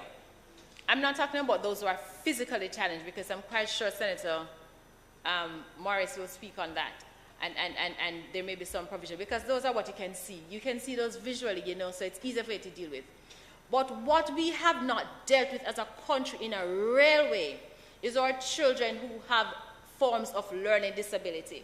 And I am not impressed with the budgetary allocation at all. And I'm not impressed with what I'm hearing from the Ministry of Education in terms of how we're going to treat with children with special needs. And then I want to talk about the education system in general. You see, I know a lady, you know, and I won't call her name because I didn't get her permission. But there's somebody who's quite close to me, who I speak to daily. And her child goes to one of the high schools downtown. And during the COVID period, well, when COVID started, she used to get homework for her child for the week. On a Monday, she'd take it back. After about 3 months, that stopped. I can tell you without a doubt that she has made countless trips to that school to find out what's going on. Sometimes no teachers are there. Sometimes the security say they may come, they may not come. But school has not reopened because everybody goes face to face. But that child who left school at grade 8 is now performing at grade 6. Because during the COVID period, they had no support. Not only, yes, he has literally regressed. And that is not just his situation alone. I am not convinced that the budgetary allocation sufficiently deals with education system. And Mr. President, I will say this as well, that there is an acceptance that we have lost some of our children to COVID. But what I'm not seeing is sufficient provision being made to get back those children. And if sufficient provision was being made to get back those children, and if there is provision, I will wait to see the documentation. But these are some of the things that I believe a budget would deal with. You would deal with a whole-scale assessment. So I know that the minister spoke at the Standing Finance Committee about an assessment that's been going on in schools. Is the assessment forensic enough? Is the assessment far-reaching enough? Is the assessment right across the base from early childhood education to tertiary education? I am not convinced that the budget makes provision for that. My now 3-year-old, who had the benefit of going to kindergarten before most children, had to go 1 grade behind when school opened fully. Why was that? Because I, as a parent, was not sure that he would be able to perform at the grade where he's supposed to be at his age. But secondly, the school that he attends also believes that all children need to be assessed. But that is me. And it's because, thankfully, I'm in a position to send my child to a school that affords that. But how many Jamaicans can do that? And I believe that it is the government's responsibility to make provision in the budget to deal with that. And I am not convinced that that provision has been made. The second thing, Mr. President, is that if you're serious about the education and getting back the 100,000 children that we have lost to COVID, is that we have to put a special line item in the budget for guidance and counseling. No, you know, Senator Morris, in his absence, has said this over and over, that we need more social workers in our country. We may not have enough trained social workers, but we have psychology students at UWI. We have psychology students at Michael. We have trainee teachers.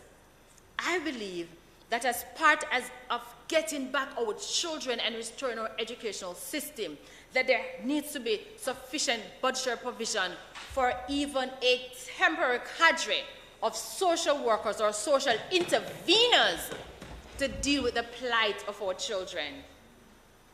I am not seeing that in the ministry's budget. I am not seeing that in the government of Jamaica's budget. I have heard, in fairness to the minister, that there are plans, but I'm not seeing the resources being provided to support those plans. And if we don't do it, Mr. President, I am afraid that the effects will be seen in a shorter time. I used to say 5 years, but I'm saying you're going to see the effect in another year. In fact, you're seeing the effect now. When you hear about the number of children, the number of deaths and violent activities that are taking place in schools since we opened, it is shocking. And part of it has to do with the antisocial behavior that would have developed or would have become entrenched during the COVID period. And if we're serious about reculturing and recharting how our children and how our country is going to move forward, then we have to spend the bucks. We have to spend the bucks.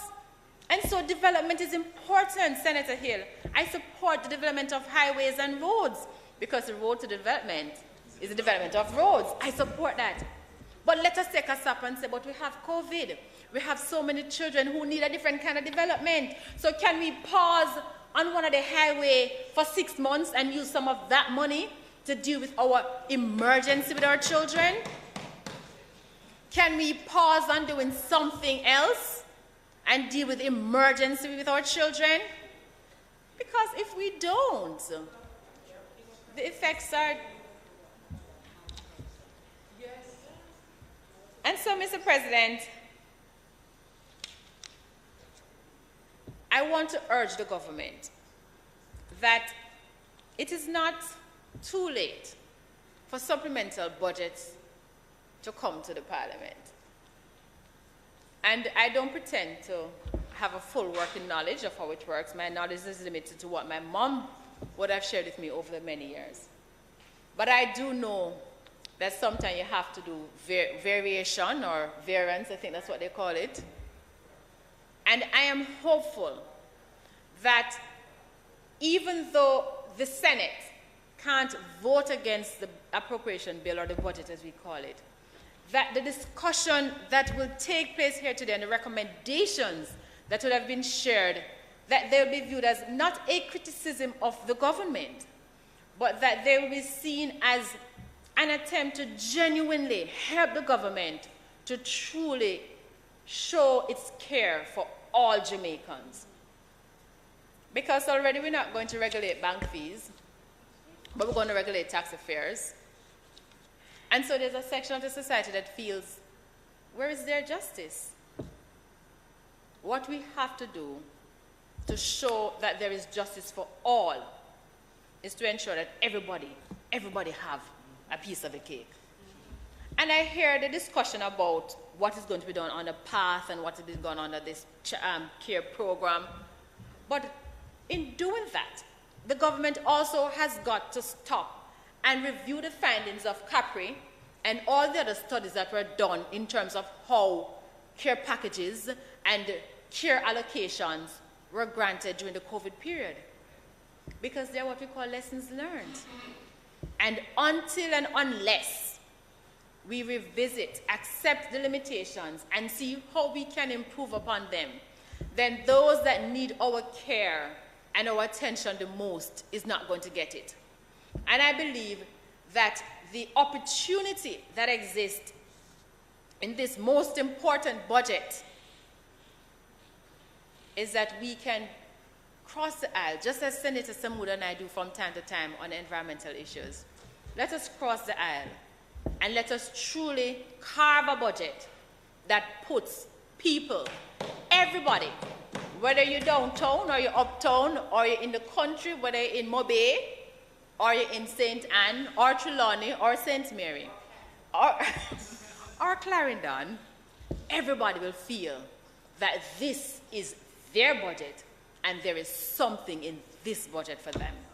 And with that, Mr. President, I thank you. I'm quite sure that my sister will have an opportunity to rebut. I thank you, Mr. President. Thank you.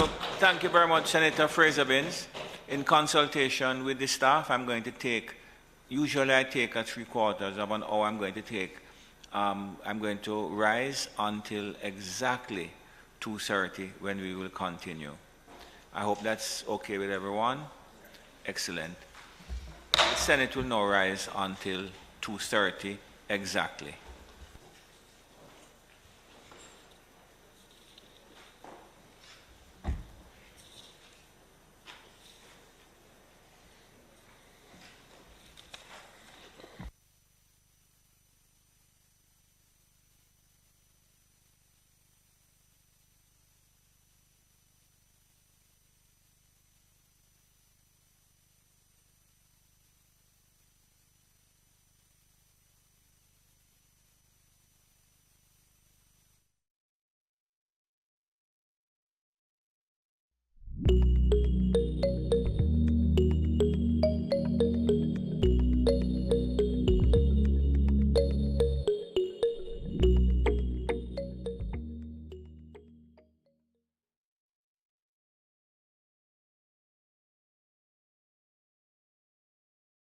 It's